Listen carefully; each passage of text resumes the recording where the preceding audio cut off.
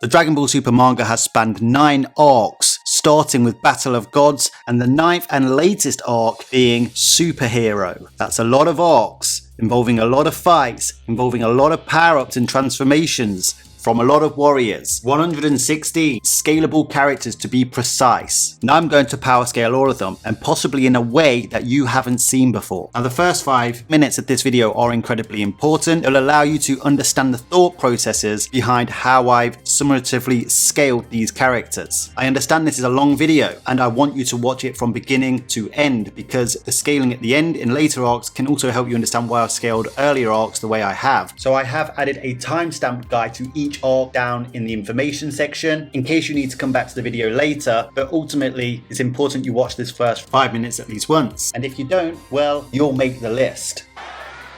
What did you say? You know what? You just made the list. So who is the strongest, most powerful character in Dragon Ball Super? Who is truly the head of the table? So, first of all, the stickers. Why am I using these? Well, whilst it's more typical for people to use bar charts, and believe it or not, there will be bar charts in this video, because you know, we all love a good bar chart. The bar charts that we usually see usually try to indicate what a power level is, even way into Dragon Ball Super. I think we know by now that getting an exact power level is almost impossible. This is why I've chosen the stickers to convey these rankings in Dragon Ball Super the manga. Now, if you've been following my channel, you'll be aware of the sticker wafer set. Some people take them seriously, some people don't. I consider them a low-grade source in terms of evidential standards. However, what I really want to take from them is their numbering system. So here are a couple of stickers that you'll actually see in this video. Spoiler alert, first up, this is a sticker of Beerus. This is a non-serious Beerus. As you can guess, there will be multiple iterations of Beerus in these rankings based on how much he was trying, essentially. First of all, you'll notice the circle with the antagonist face in that determines which arc it's from, and then there is the power. Now the number refers to their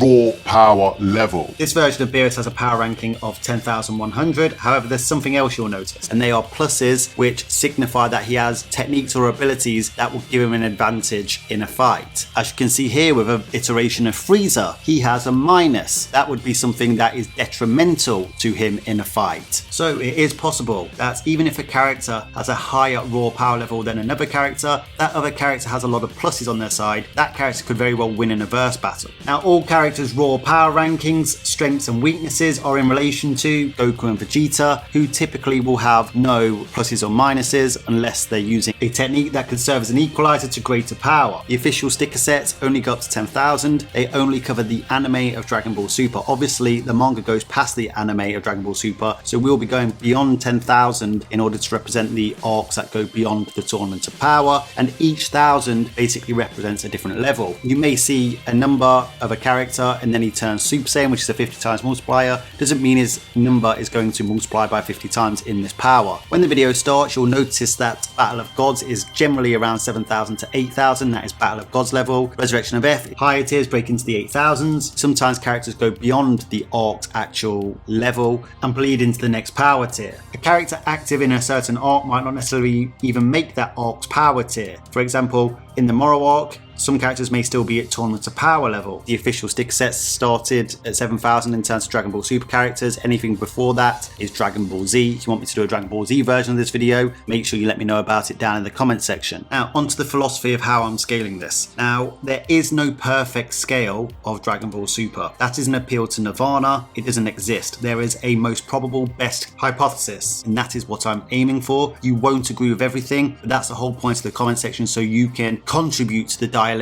going forward. Whilst most of the videos on my channel are really a formative analysis of Dragon Ball Super and its scaling, this is a summative assessment. I will be coming at this from a traditional power scaling standpoint. That's not to diminish other types of power scaling, but I'll be using a common evidentiary standard and trying to aim for things that I believe have the preponderance of evidence, using source material from the official franchise and wider franchise, which also has evidential weightings. As you can see on your screen now, I put together a list of resources sources that I believe have a certain value of evidential weighting. You may not agree with all this. Let me know down in the comment section. There's an A1 sources, there's A2, there's B level sources, C level sources, even D level sources. However, not everything's answered in Dragon Ball Super, so if there's an unanswered plot hole, I'll put forward my best interpretation of what is happening. Whilst I do scale 160 different iterations of different characters, there are some notable absences. Reason being, whilst they are included in arcs in Dragon Ball Super, they don't do anything of note or do anything that is measurable. So boring but necessary bits out the way, it's time to begin. 9 arcs, 103 chapters, Revolution scales the entire Dragon Ball Super manga.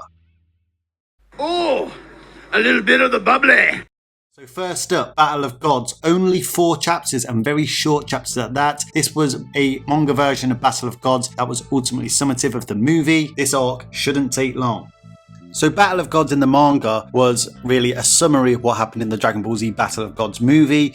But interestingly, the manga adaptation of Battle of Gods did actually miss certain details, not that are relevant to scaling the series. The first one being that Goku never states that a Super Saiyan fusion can't defeat Beerus, therefore never pitting Super Saiyan God versus a Super Saiyan fusion against each other like the anime does. And as we go through this video, you'll see that Super Saiyan God being stronger than a Super Saiyan fusion doesn't particularly work in the manga anyway. But whilst being quite faithful to the original Dragon Ball Z Battle of Gods movie, there are a few more omissions which we'll get to in just a moment. Now in chapter 1 not a lot particularly happens, it's really just the exposition of the arc, but the one motive of Beerus that I really want to put a lens on is the fact that Beerus is searching for the Super Saiyan God. That's his objective and the super objective of this arc, and that matters. In chapter 2 he goes to North Kai's planet, he wallops Goku in Super Saiyan 1, Super Saiyan 2, Super Saiyan 3. I do like the manga version of this because you don't get the absolutely decrepit animation we got in the anime of Dragon Ball Super, but an omission here is he doesn't mention where Goku lies in regards to Frieza from Namek, which is a big difference from what happens in the anime where Beerus states that he doesn't think base Goku could defeat Frieza. So not in the manga. However, that isn't that important of a point when we're getting to Battle of Gods level. Ultimately, we're looking at Super Saiyan 3 Goku here and getting the first sticker. Now I've scored Goku at 6,700 in terms of his power up. We know 4 years have passed since the Buu saga, and as I stated earlier in the video, 7,000 is really where the Battle of Gods level powers begin, whereas most of the cast at this point before Goku gets Super Saiyan God are ultimately at Buu saga levels. It's been 4 years since Buu saga from this point. Goku would have got stronger via training, so I put him in the higher echelons of power in the 6,000s. He's got the minus there because we know Super Saiyan 3 is an incredibly fatiguing transformation. Of course, Super Saiyan 3 at this point is not enough to take on Beerus. He is looking for the Super Saiyan God. Goku has no further power-ups. Beerus literally shows that he's him in this moment and basically karate chops Goku into unconsciousness and then heads for Earth. In chapter 3, Beerus basically smokes all of the Z warriors on Bulma's ship. Gohan literally gets reduced to Mr. Buu levels, not even Fat Buu levels, guys. Remember, this is Mr. Buu, not the Fat Buu we saw in the Buu saga. Whilst this is a version of Ultimate Gohan, Gohan hasn't really been training. He has lost power, but he seems to get knocked out at the same time as Mr. Buu. So I put him at 6,200 with a minus there because this version of Gohan, whilst his ultimate form is actually quite a efficient form, he is out of shape and doesn't have that warrior mentality we learn about later in other arcs. Then of course there's Mr. Buu himself, who I've given 6,100 basically because we know he's one of the weaker Majin Buus that there is out the line of all the Majin Buus we saw in the Buu saga, and he's basically very early Buu saga levels with 6,100. I've given him 2 pluses because we know that Majins have adept magic, as well as the fact his regeneration is actually insane. So hopefully that gives you a better idea about what these pluses and minuses are about. Of course, whilst having 2 pluses, he does have the lowest raw power ranking yet out of the 3 characters I've scaled. Onto Super Saiyan 3 Gotenks. Now Gotenks is a particularly hard one to scale at this occasion, but as we've given Mr. Buu 6,100, we know that Super Saiyan 3 Gotenks in the Buu saga was on par with Super Buu, if not stronger, so I've given him 6,400 now. He's not forsook his training, well, Goten and Trunks haven't forsook their training like Gohan has for the past 4 years. However, we do know that Super Saiyan 3 is a heavily straining transformation, just like with Super Saiyan 3 Goku, but also Gotenks has child's moves and basically fights like a child, not a warrior. warrior, so he's got 2 minuses. Of course, Super Saiyan 3 Gotenks gets spanked by Beerus. He's no threat to Beerus either, and as I'm going on you can see that these are basically Buu Saga levels. It's not really implied that these particular characters we've gone over so far have gotten much stronger. Only Goku may have gotten stronger because he's the only one that continues training. Gohan, Gotenks and Buu haven't been implied to have gotten stronger or trained since then, although they may have. Now, someone who definitely did get stronger in this particular arc is Super Saiyan 2 Vegeta. As you can see on his sticker, he's got 6,500. He's enraged in the moment. It's his mind Bulma moment. He actually manages to land on Beerus. Now, in the manga, it doesn't mention him in comparison to Super Saiyan 3 Goku like it does in the anime. In the anime, it actually states that Vegeta is not as strong as Super Saiyan 3 Goku, even though it's implied in the movie. But he does perform better than Super Saiyan 3 Gotenks. And in Super Saiyan 2, he doesn't have the strain of Super Saiyan 3. But Beerus isn't impressed by him either, and eventually Goku arrives back for Chapter 4. In Chapter 4, which is the final chapter of the Battle of Gods, like I said, it's short. I've given God Goku a power of 7,500. Super Saiyan God doesn't have the strain of Super Saiyan 3. It's a much better form, and this represents the Battle of Gods Super Saiyan God levels of power at this particular point. However, despite impressing Beerus by continuously getting stronger with his new godly state and use of godly ki, Beerus is still heavily suppressed. So I've given him 7,600 because we know he defeats Super Saiyan God Goku, so he's basically using a bit more power than Goku by the end. As you can see with all the pluses of Beerus has, as we know later in the arc, he's got semi-ultra instinct, Hakai, vital point attacks, and quite literally, God knows what else. In his millions of years of training with Whis, an omission from this chapter that was in the movie, it's not stated that Beerus used 70% of his power against God Goku here. And as you'll see throughout this video with the different stickers of Beerus, it's quite clear that the God scale used for the Battle of Gods movie is now defunct, unless you can make it work in some weird inverse scaling theory. So to conclude, the strongest in this arc, you would never have guessed it, is Beerus, using 0.01 possibly to the power of Zeno knows how much of his true power. As promised, here's the bar chart. Everybody loves a bar chart. I don't think there's too many controversies about this arc. Obviously, you may contend with Super Saiyan God being stronger than Super Saiyan Fusion, and possibly Super Saiyan 2 Vegeta being stronger than Super Saiyan 3 Goku. Let me know down in the comment section.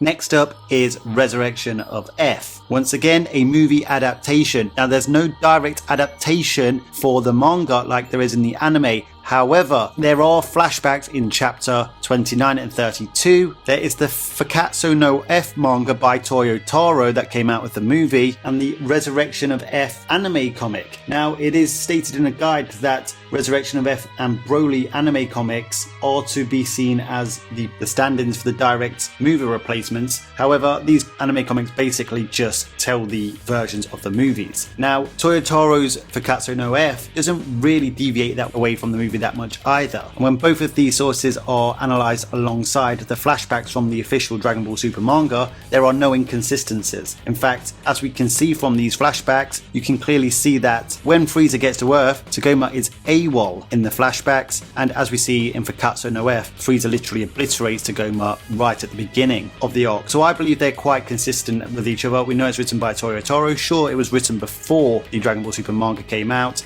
but I believe that Toyotaro will have these narrative threads in mind. Fakatsu no F only really goes up to where Frieza and Goku are about to transform, but we do get flashbacks in chapter 32 of the Dragon Ball Super Manga of how the fight finished, and it finishes exactly like the movie. So again, this is another short arc, let's get to it. Now, I know there'll be some objections to using Fakatsu no F, so do let me know your thoughts on that down in the comment section. However, I do believe you should hear me out and see the actual consistencies from what Toyotaro written back then to what we're actually getting now. Chapter 1 and chapter 2 of Fakatsu no F pretty much expositional. They set the scene for Frieza, talk about his latent potential being enormous and the fact that he hasn't trained. He kills Togoma in one shot in his first form before even training, so Togoma isn't even Frieza punch bag level. He talks about his father King Cold warning him against Majin Buu and Beerus, etc, etc. In chapter 2 is basically talked about Goku and Vegeta when they're sparring with Whis. Interestingly, this early on, the foundations for Ultra Ultra Instinct and Ultra Ego were laid. Whis teaching them about Ultra Instinct is well known, and even states that Beerus hasn't fully mastered it yet, but he also tells Vegeta that he needs to be more efficient. Fast forward all the way to Superhero Arc, what is Vegeta now doing after witnessing Jiren? Dare I say it, that's some good writing. But ultimately, Gohan reveals that he's not kept up with his training. We'll see more about that in just a moment, but the depiction of Gohan in the Fakatsu no F manga is definitely different to what we got with the joke of a Gohan we got in the anime and even the movie. Now, whilst the Fakatsu no F doesn't particularly show this, in the anime comic we see that Piccolo struggles with Shizami, who's Frieza's strongest henchman. However, Super Saiyan Gohan cooked Shizami. So based on this, we could say that Piccolo, who is likely beyond Cell Games levels, is at 5100. As you can see, he's got a plus because Namekians have a whole host of techniques and abilities. Shizami has 5300 and Gohan is at 5500 as a Super Saiyan. So why has Gohan's power completely fell from even Battle of Gods, considering it's only been a year in the Dragon Ball timeline? Well, Gohan has continued to not train as he answers Roshi, and Krillin seems to consider Buu as their best hope against Frieza, not Gohan. Gohan cannot transform into a Super Saiyan 2 or into his ultimate form at this particular point because he's forsook his training so badly. It is possible Gohan could be using Super Saiyan 2 here, but I think the low ball is at least Super Saiyan. However, he recognises that he doesn't stand a chance against Frieza. Frieza is in his first form, however I do believe Gohan's anticipating his final form, as he will remember Frieza from Namek, of course.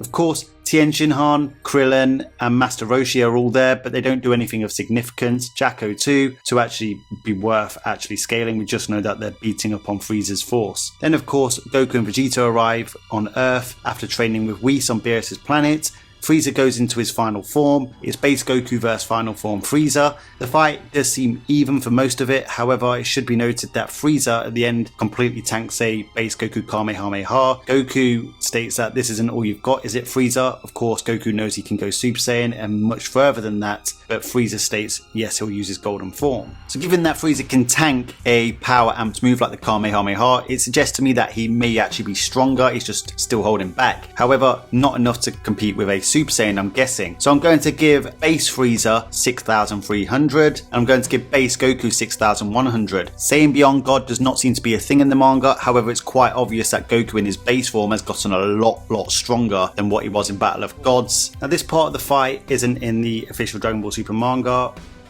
or the Fakatsu no F, but in the anime comic it's very much just like the movie. Golden Frieza has the upper hand on Super Saiyan Blue Goku in terms of raw power. However, Frieza's only just attained the form, and as you can see on his sticker, he's got 8100. He has two minuses because his energy depletion is quite high and he's not fully adept at using his full power. However, he has got a plus because we know Frieza has incredible durability. Of course, his energy completely plummets by the time he faces off against Super Saiyan Blue Vegeta, who proves that Frieza has great durability again by absolutely spit roasting Frieza, beating him to a complete pulp. So as you can see, Goku and Vegeta with their Super Saiyan Blue forms have got 8000, slightly weaker than Frieza's power of 8100, but they also do have a minus because they've only also just attained these forms, just learned it to a better degree than Frieza. This fight is a perfect example of a character who has a higher raw power level than their opponent, but some nuances come into play affecting the outcome of the final battle. So to conclude, the winner in terms of pure power reserves is Golden Frieza. However, he's not used to this form, he hasn't really trained long enough in this form and gets beaten in the battle of attrition by Blue Goku and Blue Vegeta. So here comes the bar charts. And these bar charts are a little bit short at the moment, but trust me, they get much longer. Not too much contentious in this arc. You may contend that Saiyan Beyond God is a thing in the manga. I definitely support it in the anime, but I do think it's absent from the manga and I think it's better for it. There is material that could support it, but I don't think it's decisive. Let me know your thoughts down in the comment section.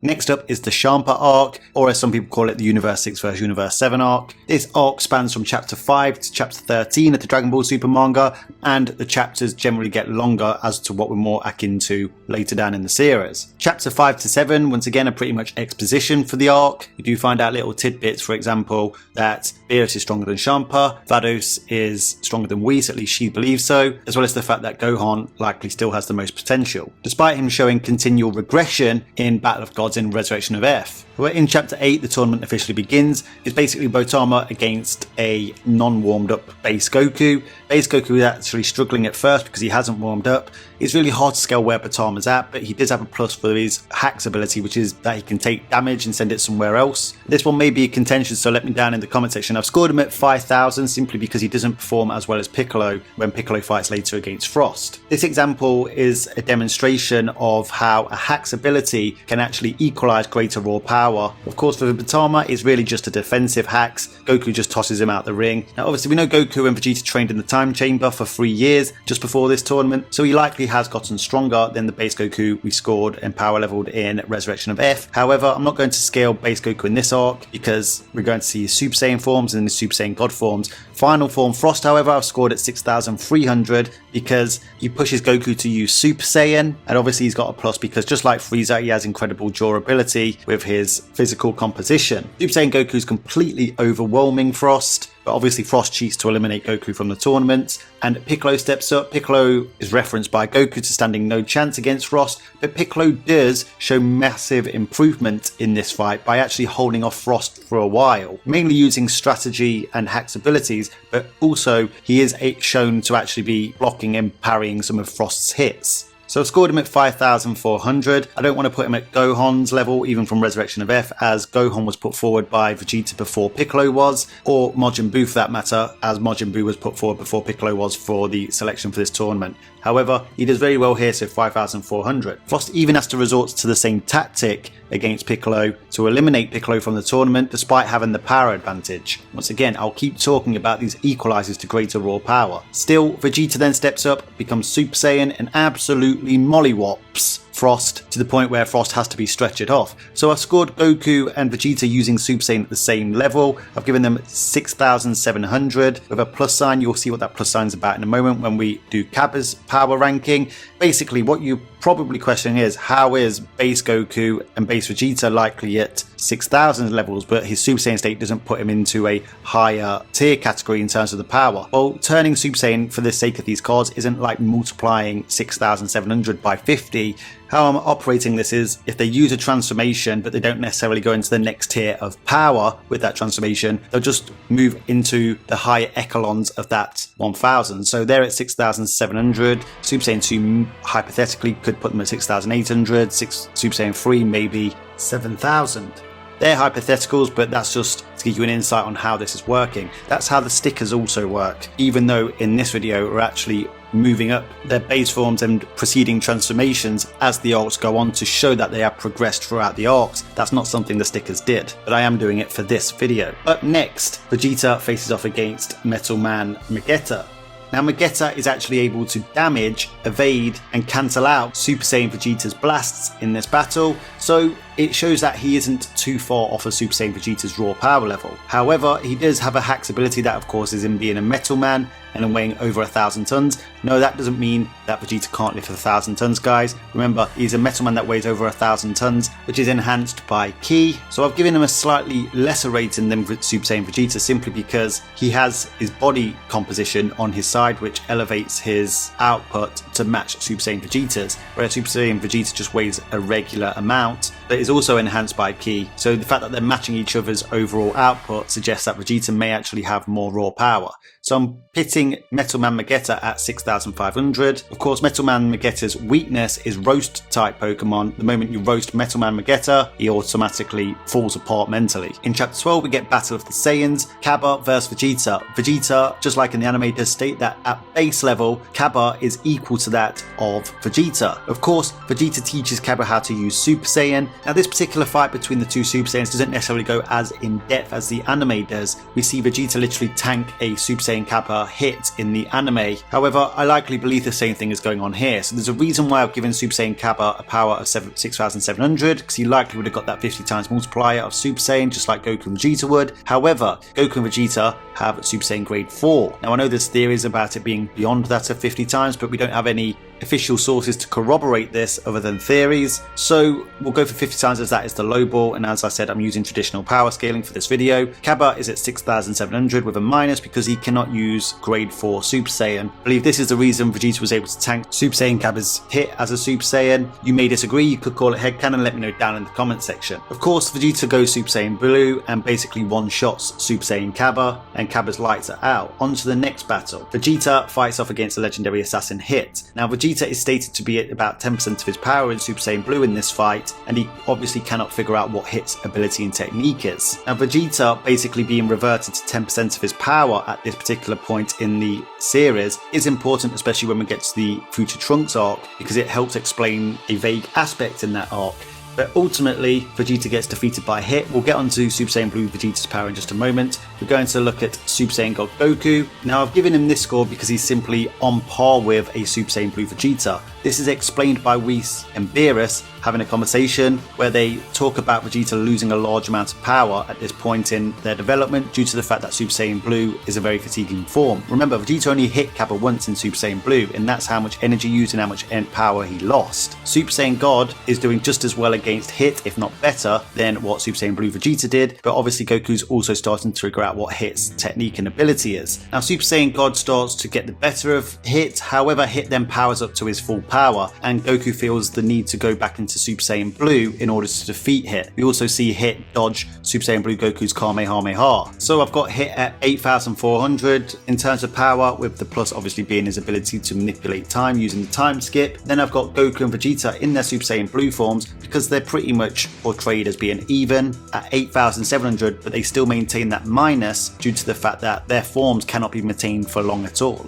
So to conclude, Goku and Vegeta with their Super Saiyan Blue forms do seem to have the most raw power, and they are portrayed as even. However, Goku uses his blue form better by using it in tandem with Super Saiyan God. So Goku's the head of the table in terms of this arc, in my opinion. Of course, Hit's time manipulating abilities serve as an equalizer to Goku's greater raw power. In fact, quite a few characters in this arc introduced hacks that serve somewhat as equalizers to greater raw power. The good old bar chart seems a little bit more filled out now. Not too many contentious things in this arc, to be honest, but let me know your thoughts down in the comment section as always. So on to the Future Trunks arc. Personally, one of my favourite arcs in the whole series, and in certain aspects it does some things the best in the whole series if you ask me, especially the exposition of this arc, which lasts 5 chapters. The Future Trunks arc spans from chapter 14 to chapter 26, so it's a fully fledged arc that's the longest in the series up to this point. Now, like I said, the first 5 chapters are pretty much exposition, some of the best exposition in the series. We don't really get the true fighting till chapter 19 of this arc. However, we do get a sparring match between Goku and Trunks, which gives us some details. Now, this arc's much more trickier. It's not as straightforward to power scale as the previous 3 arcs. Now, I'm sure you all know that there's a lot of people out there that say Dragon Ball Super ruined the power scaling. I disagree with that. Whilst I think it does ring true for the anime of Dragon Ball Super, I think the Dragon Ball Super manga handles the power scaling a lot better and is much more consistent with what we saw in Z. Obviously, that's likely because Toriyama's more directly involved in the manga. But if you look at the feats in this particular arc at face value, the power scaling does look very wonky, but when you apply the pretext, the subtext that we get in previous arcs, particularly Goku's fight against Hit, with what is also stated in the Future Trunks arc, you'll see that the foreshadowing actually bleeds into this arc and gives us a better context as to how the power scaling works in this arc. And the main fight that I'm really talking about is Goku Black vs Vegeta, but we'll just start off in chronological order here. So we have the Future Trunks sparring match with Goku on Earth when Future Trunks just gets to Earth. This is in chapter 15. When Super Saiyan 2 Trunks fights off against Super Saiyan 2 Goku, Beerus and Whis state that Super Saiyan 2 Trunks has the advantage. Then Goku goes Super Saiyan 3. Of course, Super Saiyan Trunks wasn't at full power, and Vegeta then states that he is a match for Super Saiyan 3 Goku in terms of raw power. However, I'm going to offer to you that in this particular moment, Vegeta was chatting shit and didn't know what he was talking about. Now, this is A1 source material, this is the prime source material, it's from the pen of the author. If this was, say, a guidebook from the Daizenshu or the Super Exciting Guides, things that I would generally refer to as B-level sources, then if it was the A level source versus the B level source, of course, I'll take the A level source above the B level source every day of the week. However, this is contradicted by what happens later on in the arc, and we clearly see Super Saiyan Blue Goku performing just as well as a Vegeta who's trained in the time chamber using Super Saiyan Blue against merged Zamasu, despite Goku only really training to use the Mafuba. So in this instance, I've given Trunks a power of 7,000. Of course, he's using Super Saiyan 2, quite a stable Super Saiyan transformation, whereas Goku I've given 7,500, of course with a minus because Super Saiyan 3 is incredibly exhausting. Now there's more to this, okay? They eventually go to the future and Super Saiyan 2 Vegeta fights off against Goku Black in his base form. Super Saiyan 2 Vegeta completely overwhelms base Goku Black, who we know is stronger than Super Saiyan 2 Trunks, as we see him defeat Super Saiyan 2 Trunks in chapter 14. Now Super Saiyan 2 Trunks just seemingly put up a fight against base Goku but loses in the eventual outcome. So I've scored Goku Black in his base at 7,100, whereas I've scaled Vegeta at 7,300. So I've scaled him weaker than Super Saiyan 3 Goku. Now to add further context with this, during the sparring match between Future Trunks and Goku, Vegeta is in complete awe and shock that he feels Super Saiyan 2 Future Trunks was able to match Super Saiyan 3 Goku. This implies to me that Super Saiyan 2 Vegeta wouldn't be able to match Super Saiyan 3 Goku. And given that their levels of Super Saiyan Blue are similar or relative, then if you scale from base with all the transformations and their multipliers, if you follow it to its logical conclusion, you will come to the conclusion that, well, Super Saiyan 2 Vegeta wouldn't be at Super Saiyan 3 Goku's level either. So this is why I've scaled Super Saiyan 3 Goku higher and come to the conclusion that Vegeta was bullshitting in chapter 15. So, like I said, it's contradicted by A1 source material, therefore it becomes redundant.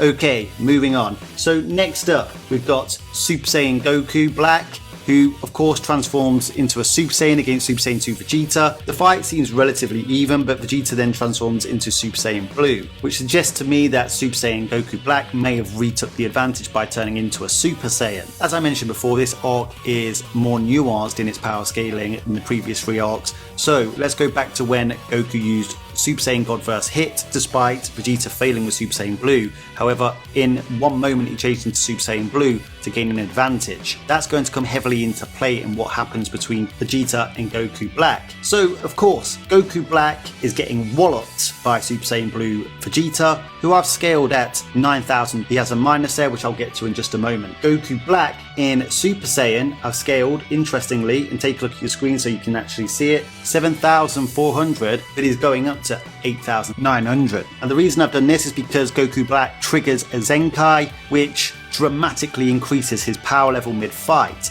However, you'll notice that I've still gotten weaker than Super Saiyan Blue Vegeta. However, at this point, Super Saiyan Blue Vegeta has been fighting for quite a while in Super Saiyan Blue. In fact, he's been yapping most of the time, kind of like how I've been doing during this video. So as we saw in the Universe 6 vs Universe 7 match against Hit, their power drops quite quickly. However, it must be noted that Vegeta does take a Senzu Bean and goes back into this fight, and the fight from there on is pretty even, with Super Saiyan Goku Black even able to wound Super Saiyan Blue Vegeta. However, right after this, Goku Black attains his Rose form, and Vegeta continues fighting with his Super Saiyan Blue without taking a Senzu Bean from this point, and is able to keep fighting against Super Saiyan Rose Goku Black. Okay, I know he gets absolutely flunked, but he does withstand quite a few blows from a much stronger version of Goku Black. That's why I believe that Vegeta in the Super Saiyan Blue has the advantage over Super Saiyan Goku Black. That is why I've scaled Rose Black at 9,400. He's completely at that next tier of power. I would call the 9,000s the Future Trunks arc, higher tier powers. Of course, Vegeta loses this fight, but he's about to go away, train in the Hyperbolic Time Chamber for a year, and come back and fight this match. So we'll get to that in a moment. Just first, we're going to touch upon Immortal Zamasu. And Zamasu is literally stated by Goku to be vastly weaker than all of the warriors there. That would include Future Trunks. Zamasu even admits to this himself. I've scored Future Trunks at 7,000, so obviously Immortal Zamasu would have to be weaker than that. I've scaled him at 6,500. So mid-Buu arc levels, really. The reason I put him at this particular level is simply because we know he considers Shin a weak god of creation, yet Zamasu is stronger than all the gods of creations, who you would assume the majority of them are stronger than Shin. However, he's also got two pluses. One, because he's quite a prominent magic user, and two, the most important one, he's immortal. Greater firepower simply cannot destroy him, as we see against Super Saiyan Blue Goku, who is wildly stronger than him, and that's important because we'll later get on to merge Zamasu versus Vegeta. So Vegeta goes away and trains in the time chamber for a year, and Goku goes and learns the Mafuba. You can assume that Vegeta has got overall stronger in that year of training, but that wasn't his main focus during that time in the time chamber. What he did was learn from Goku in his fight against the legendary assassin Hit, and was able to transform between God and Blue in an instant during the moment of attack. He was able to repeat transforming and de-transforming over and over again and not losing his ki or stamina reserves. As you can see on your screen, Goku has this conversation with the Supreme Kai, stating that Goku could actually only do it once against Hit, whereas Vegeta can now do it over and over again, and his power isn't decreasing because of his training. The focus was on this, and that's why Goku's fight against Hit is important in terms of context of scaling this fight, because at face value it is quite wacky and is all over the place, but if you look at the subtext and the pretext, it actually is consistent with what comes before it. However, I do believe that Vegeta would have had to have raised his raw power levels to be able to at least compete with Rose with his Super Saiyan God form. So I do believe he raised his power to around 9,000 in this case, which I've scored him at. Of course, Super Saiyan God is a very balanced form as well, and his Super Saiyan Blue form in the moment he attacks would be at 9,500, surpassing Goku Black in his Rose form, because Vegeta is winning this fight. Of course, then Zamasu and Goku Black fuse, becoming merged Zamasu, absolutely stomping Super Saiyan Blue Goku and Vegeta with basically no effort. I've scored merged Zamasu at 10,200. He clearly goes into that next level of power, being a fusion. Once again, he's got the two pluses because he's immortal and he's a prominent magic user. However, he's got a minus because he loses his head, quite frankly, which we'll get to in a moment. So I've also scored Super Saiyan Blue Goku and Vegeta at 9,500 at this point, because they both seemingly perform the same against merged Zamasu. If not, Goku actually performs better. They both take a beating, but Goku actually manages to land offensive and dodge, implying to me that Goku's probably been hiding back his full strength from Vegeta for quite a while, which we can go back to the Super Saiyan 2, Super Saiyan 3 fight between Goku and Trunks. But ultimately, Goku and Vegeta eventually fuse, becoming Vegito. Now, base Vegito blows off merged Zamasu's arm from a distance, so merged Zamasu has enough time to respond to the attack. So base Vegito I've also scored at 10,200, and even merged Zamasu believes it will take him quite a while to defeat base Vegito. Of course, Vegito knows Zamasu's immortal, and I'll go back to how I've scored Super Saiyan Blue Goku and regular immortal Zamasu. I've got Goku at 9,500 in Super Saiyan Blue and immortal Zamasu at 6,500. That immortal wish serves as an equalizer to Goku's far greater overall raw power. So I've scored Vegito Blue at 13,900. He absolutely spit roasts merged Zamasu. Like, this fight isn't even close. He's dicking on him. He chops his arms off at one point without merged Zamasu even being able to retaliate, and then of course he fires up the final Kamehameha. Now, this is a major point of contention and something that I believe is going to cause a lot of controversy, and you must let me know your thoughts down in the comments section. I've scored Vegito Blue using the final Kamehameha, which we know is a power amping technique that goes even beyond the regular power amping technique of Kamehameha. I've scored final Kamehameha Super Saiyan Blue Vegito at 14,100. Whilst using this attack, not before, the Supreme Kai states that this version of Vegito using this attack, his power has risen above Beerus. Now, I know, but listen up. This is supported by guide material where it stated that Vegito Blue's power rivaled Beerus, and then even Toyotaro, whilst making it a vague situation, said that it's not known whether Vegito Blue's power has surpassed Beerus's, but he also did not deny it. Now, obviously, if base fusion is around merged Zamasu's level, a Super Saiyan Blue fusion is going to be thousands if not millions of times stronger than that. It is an enormous gap in power. Now, on both stickers I've given him a plus because he's essentially the combination of Goku and Vegeta, two martial arts geniuses being combined and brought out the best of their abilities. But I've also given him a minus because the moment he goes into Super Saiyan Blue, his time limit is basically pathetic. Now, I know Super Saiyan Blue fusion being at Beerus level is contentious, and let me know your thoughts on it down in the comment section. So when I get to the next Blue fusion, I'll be going over how there's one moment in the Moro arc that could actually debunk Blue fusion theory, but it's down to interpretation. But we'll get to that a little bit later. So the only character left to scale in this arc is complete Super Saiyan Blue Goku, who fights against Merge Zamasu in chapter 24 and 25. Now at this point they're just trying to stall Merge Zamasu because they believe he has an hour time limit after Vegito defused pretty early. I've scored complete Super Saiyan Blue Goku at 10,000. He's finally unleashed the full power of Super Saiyan Blue by keeping all of his key resources confined within his body. This elevates his power, and I've scored him at 10,000. Now, he does seemingly fight on par with Merge Zamasu, and I've given Merge Zamasu 10,200, so I've scored Merge Zamasu higher. However, it must be noted that Vegeta states that Merge Zamasu's basically lost his rag because of the fact that mortals keep competing with him, and he's literally letting ki leak from his body, losing and wasting massive amounts of ki.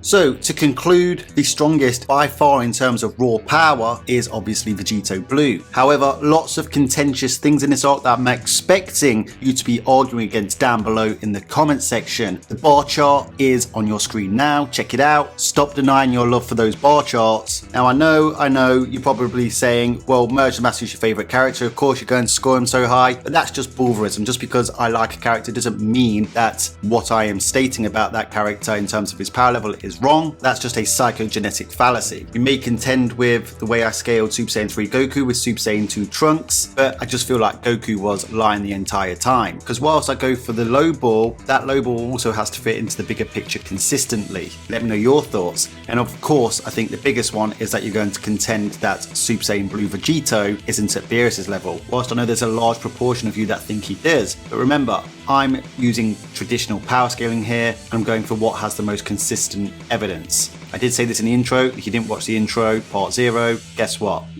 What did you say?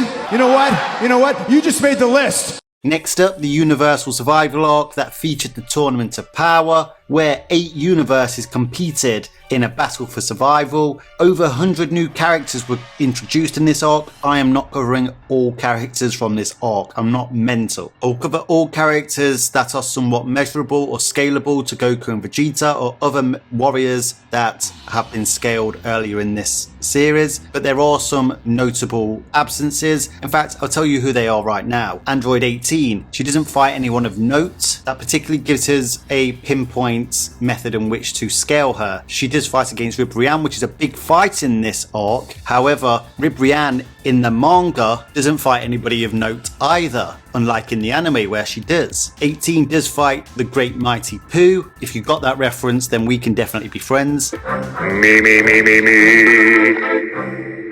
I am the great mighty Pooh, and I'm going to throw my shit at you. As with many characters in the Tournament of Power in this manga adaptation, a lot of these characters, even though they are newly introduced, even if they are prominent figures, just don't fight anybody of note that's measurable, that's power scalable. Bergamo's another one who features a lot in the anime, not really scalable in the manga, and also Analaza, who basically just gets bodied by Kale in the manga adaptation, whereas he puts up a fight against basically almost all of Universe 7 in the anime. So there's the anime manga differences there. I also offer that whilst he's undoubtedly got stronger since the Champa tournament, Piccolo isn't really scalable to any meaningful characters in this arc. By all means, guys, if you think I'm wrong, let me know down in the comment section how you would scale Android 18, Analaza, and Bergamo. Now this arc spanned from chapter 27 all the way up to chapter 42. 15 and a half chapters because it basically finishes halfway through chapter 42. When the Moro arc begins, the Tournament of Power doesn't technically begin till the end of chapter 33 into chapter 34.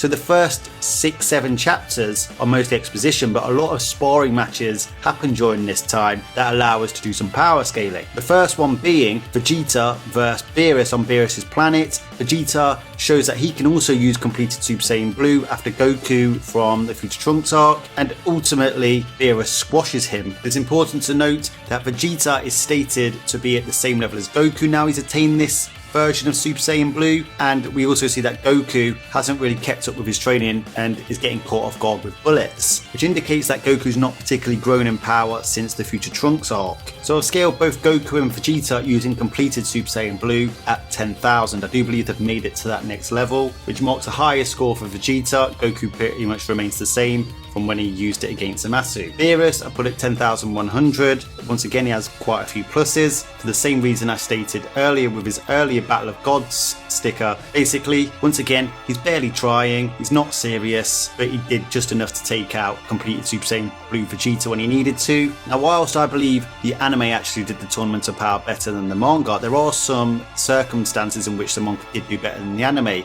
the God of Destruction Battle Royale was definitely one of them. In this 12-man Battle Royale between all Gods of Destructions fighting at full power, Beerus is stated to be expected to be one of the last remaining. Of course, he is one of the last remaining, even after being targeted by 11 Gods of Destructions earlier in that Battle Royale. He is one of the strongest God of Destructions, with his only potential rival being Quitella, so I've scored both Beerus and Quitella at 14,200. I've only given Quitella 2 pluses because I don't know exactly what his hack abilities are. I'm going to assume that he has Hakai, and his other plus is likely because he seems to have some sort of strength hacks because he was stated to beat Beerus in an arm wrestle. But I bet you're probably wondering why 14,000, why have I given him that score? This score will make more context in relevance to the rest of the video once you see everybody else's score, so hold on to that thought. After the Battle Royale, we get Goku vs Topo in chapter 29. Of course, Goku goes through the gears with all the transformations, but I'm only going to scale his upper end transformations, which is Super Saiyan Blue and the Blue extension forms in the Tournament of Power. Topo basically matches Super Saiyan Blue Goku. As we know later in the Tournament of Power, he matches Super Saiyan Blue Vegeta as well. So I've also scored Topo at 10,000 to match that of completed Super Saiyan Blue Goku and Vegeta. Of course, Golden Frieza has been brought back from Hell to fight in the Tournament of Power,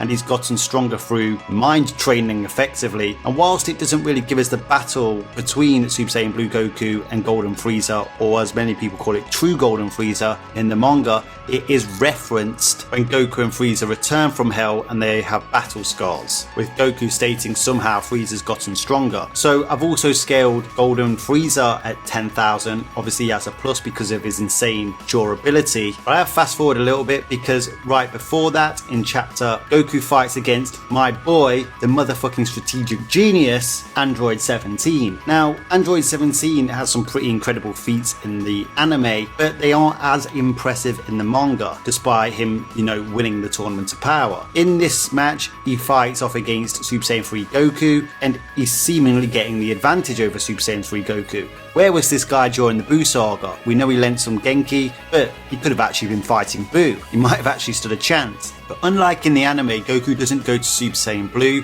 he stops fighting after Super Saiyan 3.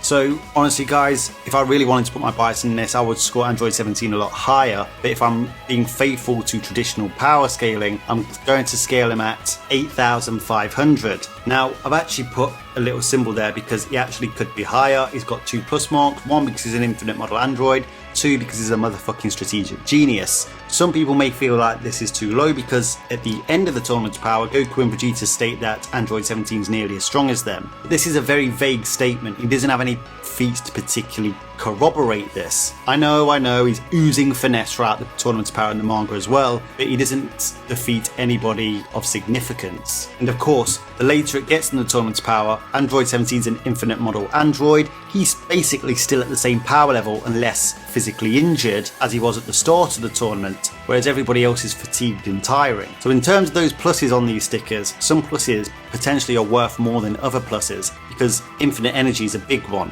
probably bested only by immortality. So far there are the characters you get a sense of before the Tournament of Power begins, then we get into the Tournament of Power. Like I said, I'm not going to cover every character because there's an abundance of them. First up, we get the legendary assassin Hit. Now this is a trained full power Hit. against Jiren. Now both complete Super Saiyan Blue Goku and Hit are fighting against Jiren at the same time. Goku admits to fighting against Jiren at full power. Then Hit powers up, implying that Hit, after the training is done, has actually surpassed Goku in terms of raw power here. So giving him 10,100, and of course he has a plus because of his time manipulating abilities. In the manga he uses the time cage, which seemingly slows down Jiren. Of course Jiren's just being Jiren, and he completely cooks Hit, eliminating him from the tournament. Now another prominent character that could be mentioned is Frost, but there's no indication that Frost has got any stronger than what he was in the Universe 6 vs Universe 7 tournament, and basically spends all of his time eliminating weaklings as directed by Frieza, and then is easily eliminated by Final Form Frieza. However, Final Form Frieza was overawed by Super Saiyan Caulifla in chapter 37. So whilst it's hard to scale Caulifla exactly, we just know that she's stronger than Final Form Frieza. We know that Frieza has gotten stronger with his mind training to the point where his golden state is no longer being hampered by stamina issues, but where his final form is at this point is hard to distinguish. So I've given Caulifla a power of 7,000 because I believe that she is portrayed to be the same level as Cabba, and I think it's fair to assume that Cabba's gotten stronger since the Universe 6 vs Universe 7 tournament, and I've also scored him at 7,000. Of course they are no match for Golden Frieza, who considers them insects in this form, and they don't go beyond Super Saiyan in the manga, which I think is another thing the manga did better than the anime. And also of course no tingly back. Of course Frieza spreading Caulifla sets Kale off, who unlocks her legendary Super Saiyan state. Kale basically goes on a mass bodying rampage throughout the tournament, eliminating a lot of characters, including Analarza, and of course Abani, who in the anime was eliminated by Ultimate Gohan, and of course has that child. Like seriously, what the fuck is wrong with that child? Now she does knock some pretty powerful characters out the way during this rampage, but Frieza does state with his golden state he would have been able to deal with her. What's more, we see her get tactically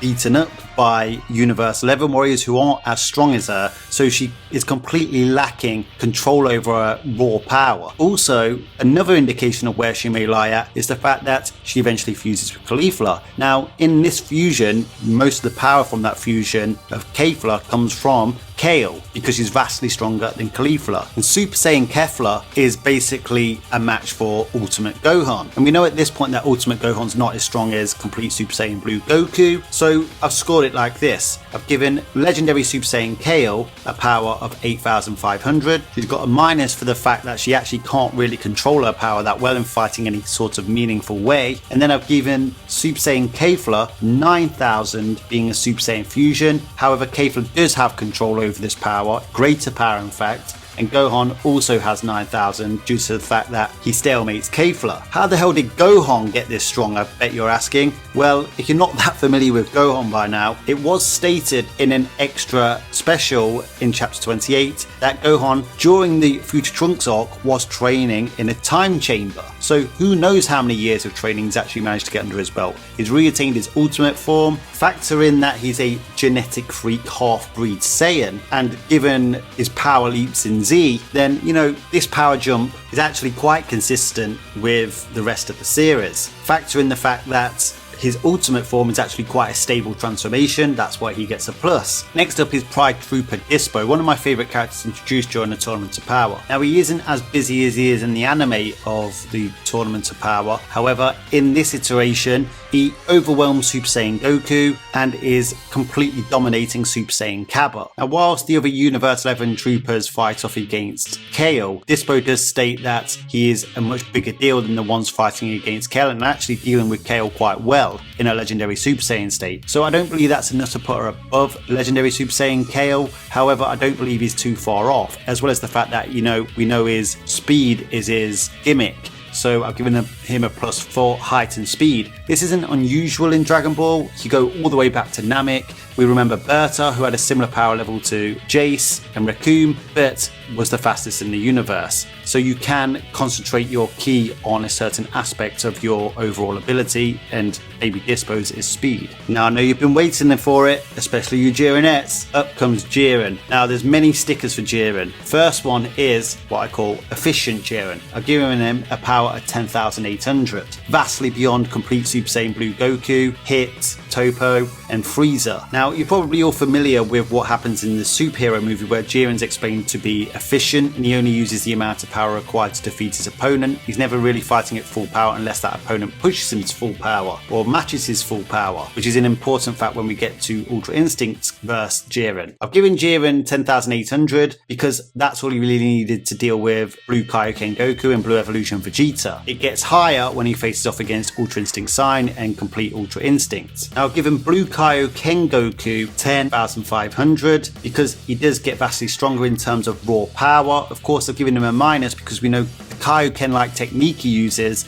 ultimately damages his body, which Jiren criticizes. I've given Vegeta 10,700 using Blue Evolution because Jiren directly states that it's the best he's fought other than Ultra Instinct Saiyan, therefore it surpasses Blue Kaioken. However, Blue Evolution Vegeta doesn't have a minus or a plus because it's not indicated to have a particular weakness, it's just not strong enough to defeat Jiren. Now, what you must understand is Jiren's just that motherfucker who just fights you at your own power level, even though he has a lot more in reserve. You may think this was introduced in Superhero, but actually in the manga The Tournament of Power, Jiren tells Vegeta that he puts his life on the line during every fight. In an indirect way, this is him telling us that he's basically fighting almost on par with whoever his opponent is at that time. Have you ever played a computer game against a younger sibling who you know you're a lot better than that, but you want to give them a slight chance so you play lesser to your ability, but still beat them anyway? You're a motherfucker if you do that, but so's Jiren. Have you ever watched your favourite sports team play in first or second gear against an opponent and still marginally beat them,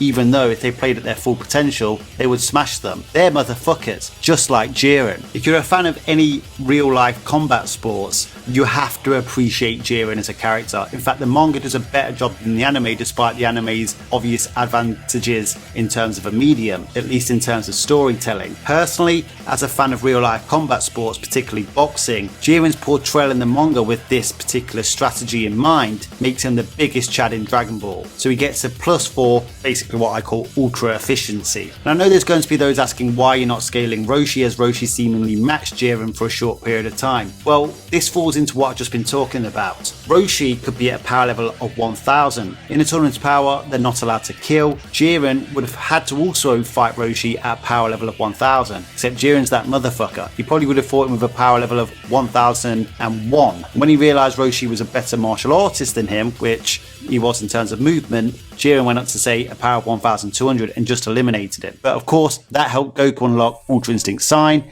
which surpassed Jiren, because Jiren in chapter 40 powered up in response to Ultra Instinct Saiyan. So I've given Ultra Instinct Saiyan Goku a power of 11,000, surpassing Jiren's 10,800. He's got a plus because he now has mastery of self-movement, which allows him to dodge and gives him speed hacks. We specifically states that this Jiren is a serious Jiren. However, the style of fighting must be took into account here. Goku is literally just dodging, he's landing no offensive. Jiren's on the attack, but he can't quite land anything substantial.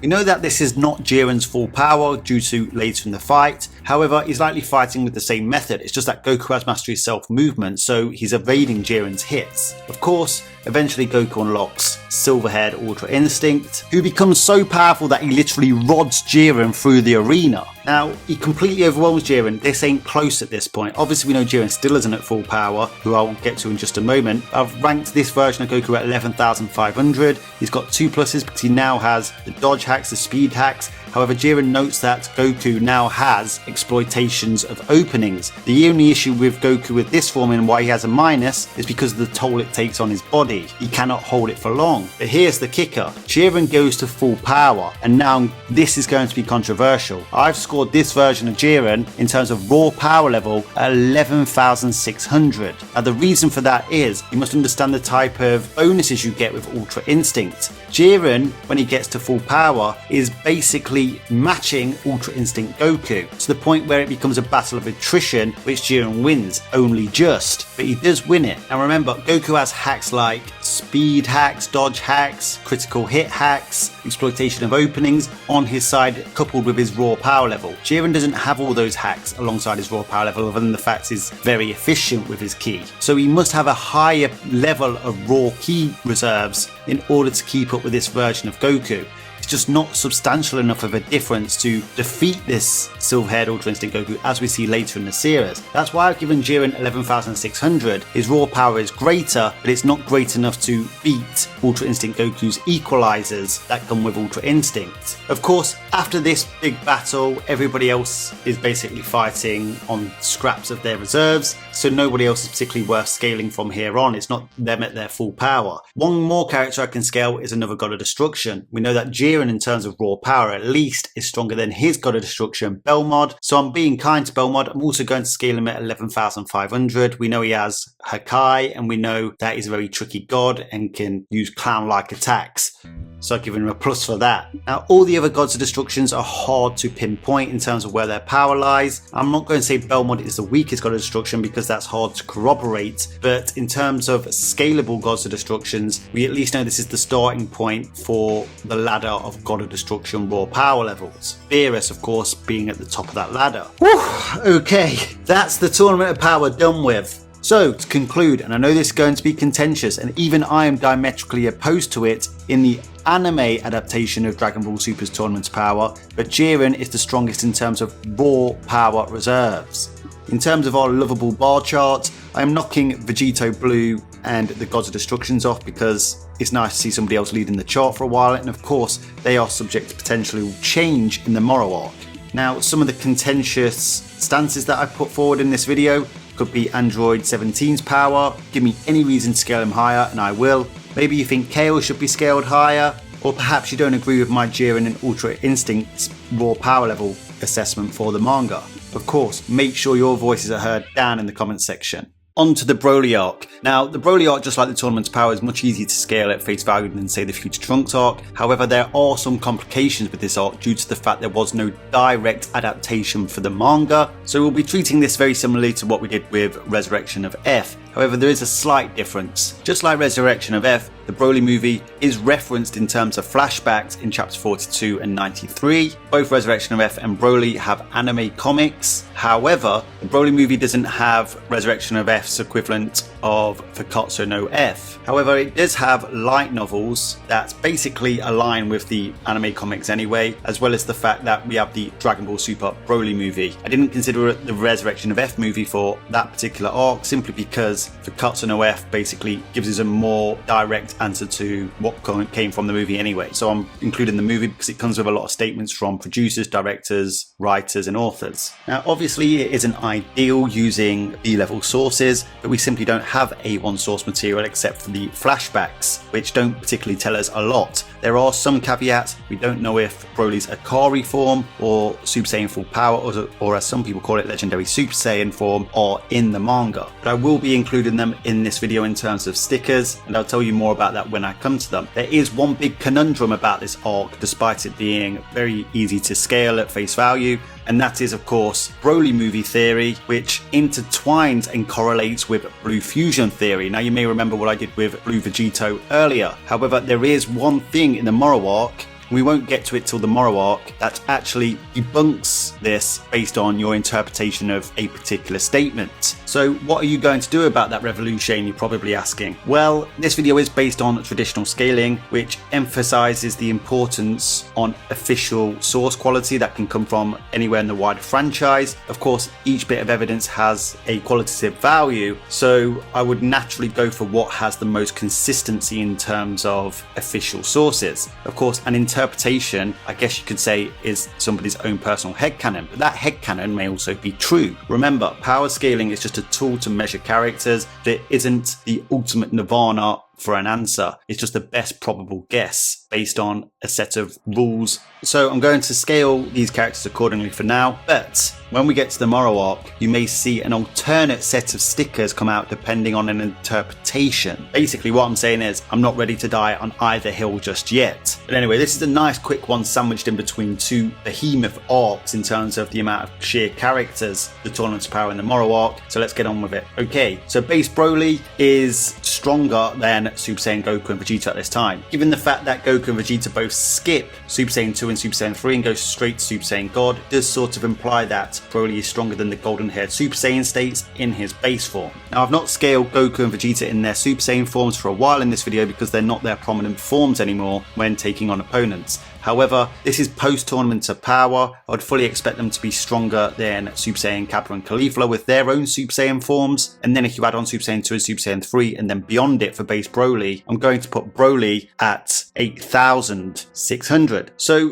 Goku's match against Android 17 prior to the Tournament of Power didn't happen that long ago in the continuity of this series. And obviously I scored Android 17 at 8,500 because he's at a low ball somewhere between Super Saiyan 3 and Super Saiyan God. I scaled base Broly at 8,600, so slightly higher than Android 17, simply because Goku and Vegeta have progressed since then, so I'm taking into account that they would have grown in terms of power, therefore their Super Saiyan stage would have grown in terms of power as well. Of course, Broly didn't start this power, but he adapts so quickly that his power just continuously rises till it gets to this point. But he's also got a minus because he isn't a well-trained fighter like, say, Goku and Vegeta. He's not a martial arts genius. Even Frieza makes a mockery of his training because he was trained by Paragus. If we were putting Paragus in this video in terms of scaling, he'd be in the 1000s because he's basically Saiyan Saga level. Of course, Super Saiyan God Vegeta is far too powerful for base Broly. Base Broly eventually finds his Akari form. Now, like I said earlier, there's a caveat about this, and that is if you believe Akari is in the manga. Because of the short summary of the flashbacks of the Broly arc in the manga, we don't get to see a great deal about it. There is definitely an image that looks like it could be Akari, but is it enough? Let me know down in the comment section. But in Broly's Akari state, we eventually find out that whilst he's not quite at Super Saiyan Blue Goku's level, he is at least able to put up somewhat of a fight against it. And what do we know about Super Saiyan Blue Goku and Vegeta from the Broly movie? It is actually stated in chapter 42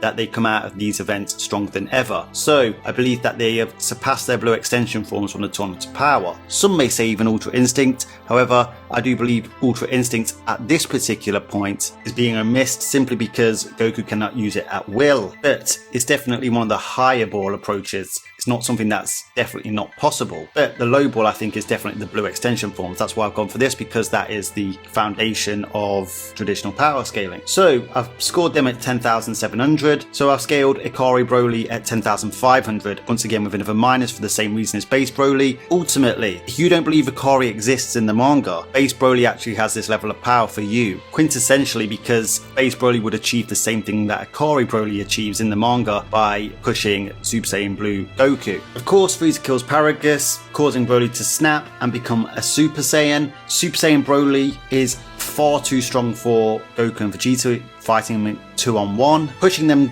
to the point where even Goku runs away and suggests fusing because the blue extension forms wouldn't work, even implying that Ultra Instinct in this case might not work because that is still technically something that he could pull out of the bag. So that's why I scored Broly at 11,500 to begin with. However, we do know that his power rises in his subsequent battles against Frieza and Gogeta before he becomes Super Saiyan full power. But once again, just like with KL early in the Tournament's power, he maintains that minus simply because he is not trained with this power at all. But the power difference is so big that even Goku and Vegeta working together and getting teamwork boosts like we saw against Jiren in the Tournament of Power in Super Saiyan Blue doesn't even make up that difference like the Pride Troopers versus Kale. Like I said, fusion is their only alternative. They could actually go and get a whole other load of fighters to join them in this fight, including Frieza, and take Broly down that way if the power gap was a lot smaller. That's what really suggests that this gap is actually enormous. Of course, Goku and Vegeta hightail it out of there so they can use fusion, leaving Frieza to deal with this. He goes into his golden form and basically takes the beating of a lifetime for 1 whole hour. However, this does suggest to me that he is somewhat performing better than Super Saiyan Blue Goku and Vegeta,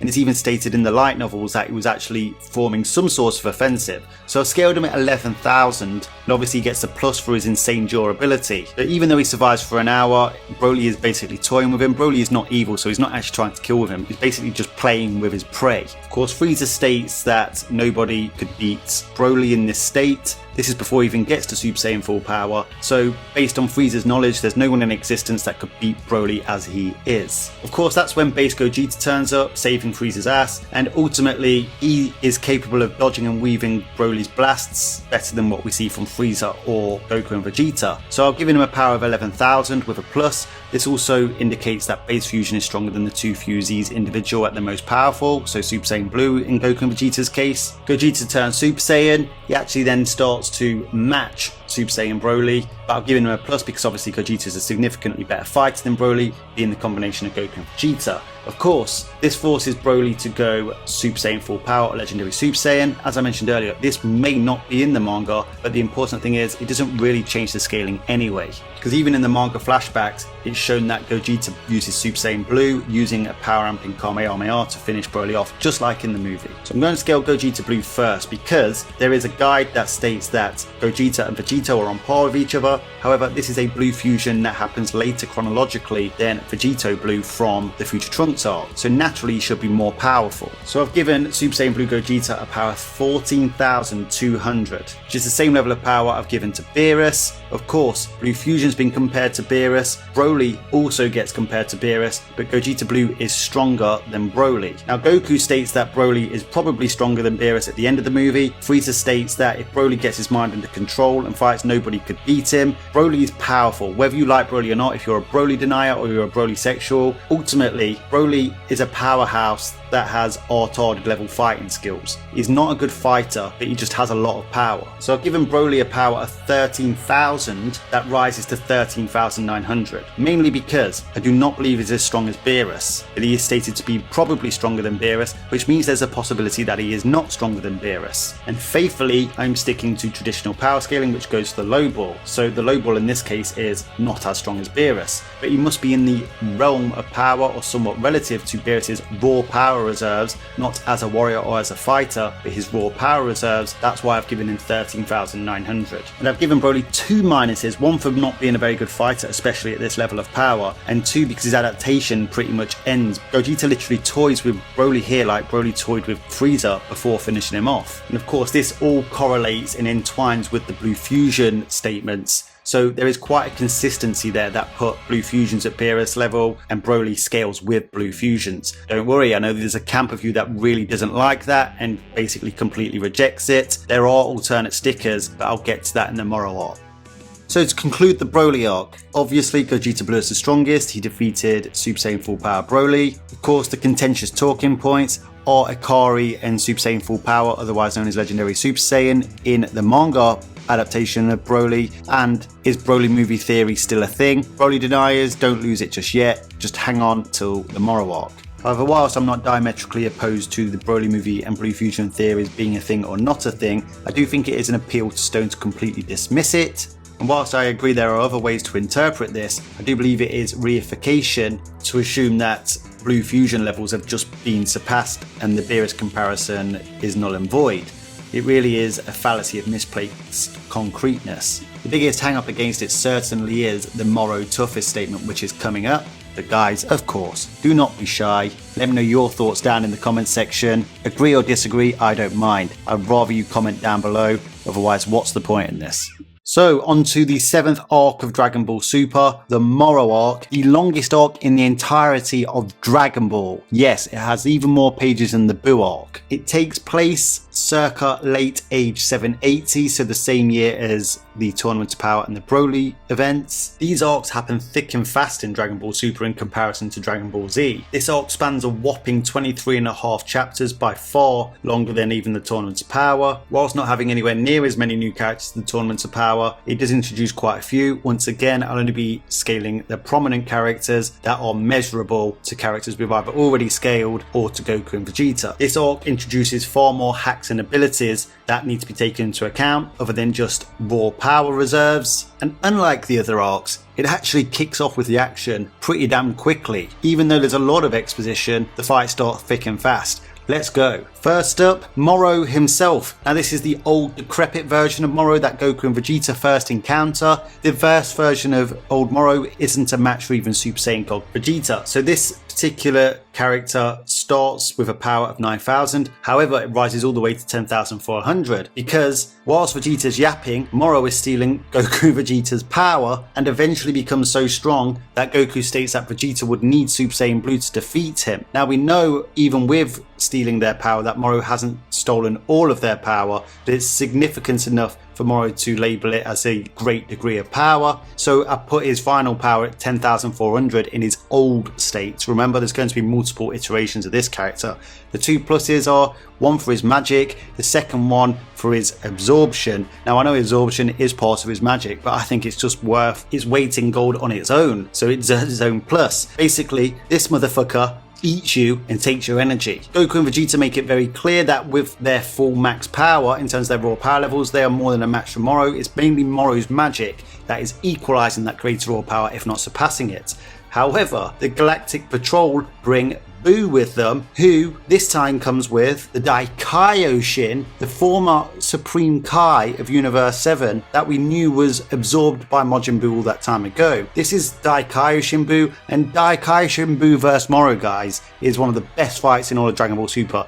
I believe it will be one of the best animated fights we get if Toei ever get their act together. However, whilst he is whooping on Moro, in terms of raw power, it does seem like he's at a similar level. So I've given Daikaioshin Buu a power level of 10,400 as well, which is a massive increase on Buu Saga levels, really. He's also got 2 pluses because Buu comes with a plethora of hacks, and his regeneration is another plus, which is an amazing ability to have. His regeneration is basically a cheat code. Play any Dragon Ball game, Buu is a motherfucker to defeat. Now we know that Goku and Vegeta were stated to be stronger than ever after the Broly events. They've had a few months training since those events leading up to the Moro arc, so I've given them a power of 11,300. They are more than confident that even on their own with Super Saiyan Blue, that they're vastly stronger than Moro. However, once again, Moro's hacks abilities serve as more than an equalizer to their greater raw power levels by basically stealing their energy, resorting them to only being able to use their base forms and eventually have no energy left. Why 11,300? Well, they concede they have not caught Jiren yet, and that should also explain the Broly arc blue power levels. After these events, obviously everyone goes their own ways, trains, Moro goes off and absorbs more planets, gets stronger in his prime Moro form, which we'll get to in just a moment. We see Piccolo versus 7-3, but Piccolo, once again, just like in the tournament's power, is hard to scale because we just don't know how strong he's gotten. He has gotten stronger, obviously, but to pinpoint that strength is difficult. 7-3 copies his abilities and matches him, and then Gohan arrives and wallops 7-3. I'm not going to scale Gohan and 7-3 here because we know they get stronger later on after 2 months of training leading up to the arrival of Moro on Earth. So after that amount of training, I've given Gohan 10,500 with his trained ultimate form. Of course, it's a very stable form as well, so he keeps that plus. However, he is immediately copied by 7-3, so guess what? 7-3 also gets 10,500. Why exactly have I given Gohan such a bump? Obviously, the 2 months training for Gohan is quite a lot. He would have trained with Piccolo, who helps him unlock that warrior mentality, which is actually vital for Gohan to actually unlock his true power, and we know what his true power is like. But also, even when Goku arrives later on in chapter 59, he states that Gohan is basically unrecognizable from the last time we saw him in the Tournament of Power, who was able to stalemate Kefla. However, because of the nature of OG 7-3, Gohan and Piccolo call in the androids, the infinite model androids 17 and 18. Now 17 completely bodies 7-3 with Gohan copied, even saying, "Do you even need me for this? He's weak." He's calling somebody with Gohan's power weak. So I've called this motivated number 17, and I've given him 10,600, which once again is a complete lowball for 17. But ultimately, 17 has just demonstrated that he's stronger than Gohan in that moment. 18, once again, not really scalable because she beats up the weaker character of the two, who isn't scalable to anybody. Once again, let me know down in the comment section if you know where you would place Android 18 during all of this. However, we do know Gohan gets a rage boost later against Moro, so he does get stronger, but once again, it's unquantifiable. After dunking on 7-3, Moro sends in Sagambo. Now Sagambo starts off at a certain level and continues getting stronger, but he's able to take on Gohan in Android 17, 18 and Piccolo all at the same time with no difficulty whatsoever. He is literally ragdolling Gohan in 17. Of course, Goku turns up and butchers Sagambo. However, the thing with Goku here is he is switching in between his Ultra Instinct Saiyan state and Super Saiyan Blue. However, Super Saiyan Blue is still more than powerful enough to take down Sagambo. Of course, Goku's just spent 6 months training in a time chamber with an angel trainee Beerus, so he would have gotten stronger. However, the 11,300 I gave him earlier is really signifying him at the end of his training. However, despite getting dominated by Blue Goku, Sagambo, he's getting powered up and juiced up by Moro, literally the key version steroids, and ultimately fries out in the end. So I've given him a power of 11,200.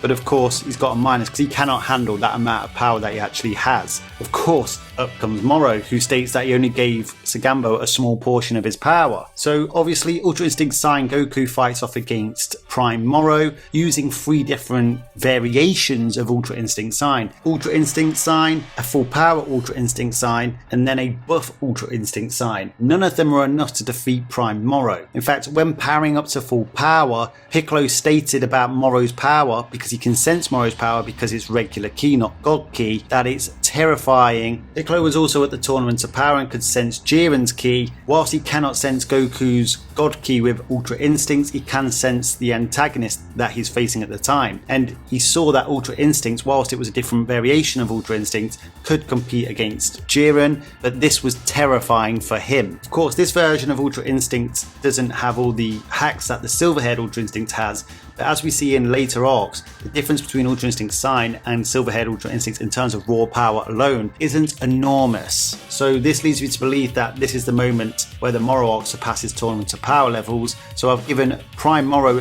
12,000 in terms of raw power. I've given balanced Ultra Instinct Saiyan 11,700 and buff Ultra Instinct Saiyan, obviously because he's putting more focus on buffing up his ki, 11,900. None of it's good enough. Moro quite literally stomps Ultra Instinct Saiyan Goku, literally. Goku is utterly defeated, he's about to have his energy absorbed, then Android 17 and 18 basically save him from getting eaten. Then of course in chapter 60, the Prince of all Saiyans arrives and he's learnt Force Spirit Fission. Now this is interesting because Vegeta obviously defeats Prime Moro at this point, but it's because of a hack's ability for Spirit Fission, where he actually starts to divide all the stolen energy that Moro's devoured over the course of his reascendance, and he starts to get weaker and weaker and weaker. So I don't believe that Super Saiyan Blue Evolution Vegeta is actually as strong as Prime Moro to begin with. In fact, his hits don't do that much damage, at least not perceivably, because it's Force Spirit Fission that's draining Moro's energy that eventually makes it weaker than Vegeta's. But he is landing hits and he is causing a bit of damage,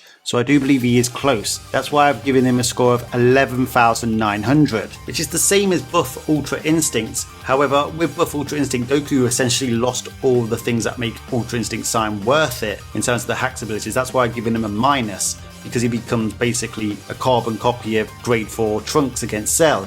However, Vegeta gets a plus because he's got Force Spirit Fission and it's basically taking away Moro's energy. Basically, there ain't no moisturizer that's going to save Moro from the aging that Vegeta's doing to him. Moro becomes old and decrepit again, eventually losing nearly all of his gained power. So he does the most savage thing you'll actually see throughout all of Super, and that is eat his own ally, 7-3, restoring his former power and then adding 7-3's power to him, so he's even stronger than what he was as Prime Moro. Then of course, he copies Vegeta's power, adding Super Saiyan Blue Evolution Vegeta's power to his own as well. So it basically becomes Groundhog Day again for Vegeta. He basically loses again. So I'm giving Moro 7-3 a power of 12,300 because he's basically nearly doubled his power by adding 7-3 and Vegeta to his power. He's now got an extra plus because he can now copy abilities as well. He is an incredibly powerful and hacked character at this point, and he bodies basically all the Super Warriors, basically leaving them all on the floor defeated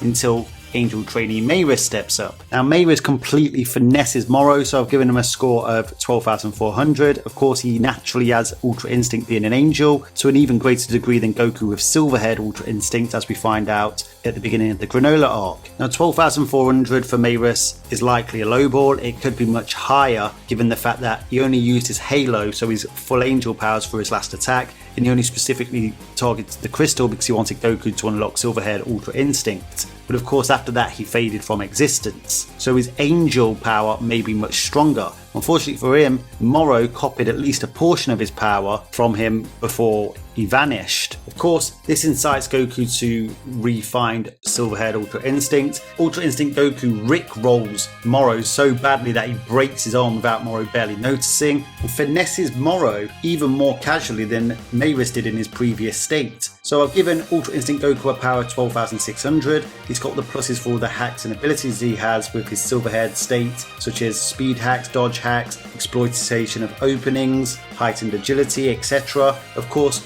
we know that he still has accuracy problems, as we find out in later arcs with this form, and it still doesn't last very long. Now, this is the point where he tells Moro 7-3 that he is the toughest opponent that he has faced, and that is the statement that provides us with the alternative Broly art stickers. Now, if toughest in this case means that Moro is stronger than anybody that Goku has faced, then by all means, Broly and Blue Fusion, your scores are plummeting.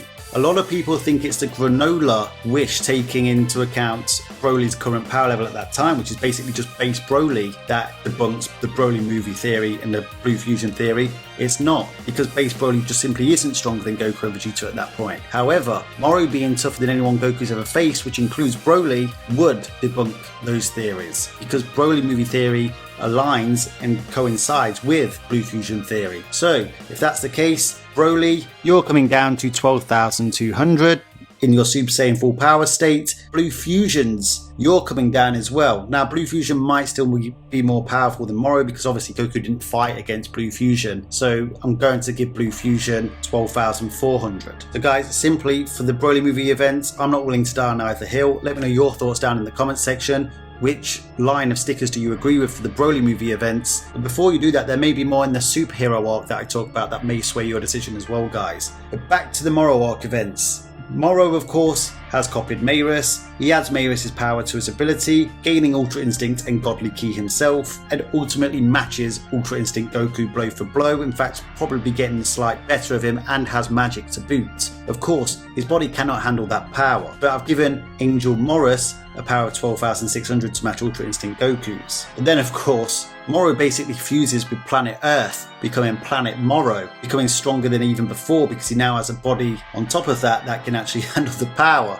So I've ranked Planet Moro at 12,900. Not only does he become Planet Moro, he continues stealing everybody's energy from Earth, and he basically solos Ultra Instinct Goku with ease. He actually could be stronger than this, but he eventually loses his mind, becomes deranged, so he therefore has no control over that power, or at least meaningful control. Of course, we know Beerus is there, and Beerus can take him out, saying that it will lend a hand. He's likely just going to do it solo. I think we can all accept that now, but remember when people actually were Beerus deniers and they were completely denying it? I do, but ultimately that's irrelevant, because we know how strong Beerus is later in Granola arc. Goku uses the Ultra Instinct Susanoo, but it's basically from Oob's power, but by that time, Moro's completely deranged and probably doesn't even know what's happening. So that's the end of the Moro arc. So to conclude the 7th and best arc of Dragon Ball Super, Planet Moro is the strongest by the end of the arc. However, you could argue that he is defeated by Goku's Ultra Instinct Susanoo, and that's stronger, but I just feel that it's Oob's power, not Goku's. And obviously lending energy sometimes comes with amp, so it's hard to get an exact scale on Oob, so I left him out. Ultimately, Moro has also gone insane by this point, and as you can see on our lovely bar chart, ultimately there's a lot of characters now that are reaching those tournament of power levels. Now, just to make it clear, that if I've scaled somebody 100 above another character, it means that they're slightly stronger, but the character below can likely at least compete for a while despite losing eventually. If it's 200, then obviously the victory becomes clearer, and more so the further that gap becomes. Once again, they are not reflective of multipliers over another character in terms of raw power. Now, the contentious points, I imagine, will be Ultra Instinct Goku's power over Moro 7-3. Some may think that gap should be a lot bigger due to the manner in which he achieved his feats, but I do offer that Ultra Instinct due to its style and his movement, and his exploitation of openings always appears much more dominant than what his power necessarily suggests. Just think of Tyson Fury versus Deontay Wilder. Wilder much more powerful, Fury much more elusive and cracking shots in exploiting openings in Wilder's defense. And obviously some people will take issue with the fact that Broly and the Blue Fusions get downscaled by the Moro toughest comment, so let me know down in the comment section your thoughts. So the Granola the Survivor arc is the 8th arc in Dragon Ball Super out of the 9, and basically this is a race to become the strongest in the universe essentially. Now there's a lot of fighting in this arc. It's almost like a faux tournament. That's why I think it'll be a great anime arc. This arc's pretty straightforward to power scale really, but there are a few caveats here and there regarding certain characters and why they aren't reaching the level they're supposed to. It basically starts off with Goku and Vegeta on Beerus' planet. Goku can now use perfected Ultra Instinct at will. He's getting his ass handed to him by Whis, but I think we all knew that would have happened anyway. Vegeta and Beerus are talking. Beerus takes Vegeta off to train essentially, and essentially this was the moment we really learned that Hakai was another godly technique that could actually rival the angel technique of Ultra Instinct. Beerus destroyed a planet. Vegeta was absolutely in awe of that power and said he wants that power because his objective was to surpass Ultra Instinct Goku. That is basically Vegeta telling us that at that particular point in time, Beerus' power was higher than Goku's because he wants that power. Why would he want a power that isn't going to help him achieve his objective? Of course, Beerus' intention is to train Vegeta and help him learn Hakai. He winds up Vegeta about the Saiyans and Frieza. Vegeta gets angry, turns Super Saiyan Blue Evolution, and Beerus basically cooks Vegeta with her Hakai, the radius of a golf ball, on his armor and knocks him out. So Beerus gets a new sticker. It's 13,300 for Beerus at this point, because that's what he states, is that he's shown Vegeta a small portion of his power. So maybe we're starting to get a fraction of Beerus' actual full power in this moment. Goku and Vegeta undergo their training with Beerus and Whis. Granolah wishes to become the strongest in the universe due to get his revenge, and essentially does become the strongest in the universe. However, before we get to Granola's power, Goku and Vegeta get conned into arriving on planet Cereal in order to fight Granolah. We're not going to go through all these Super Saiyan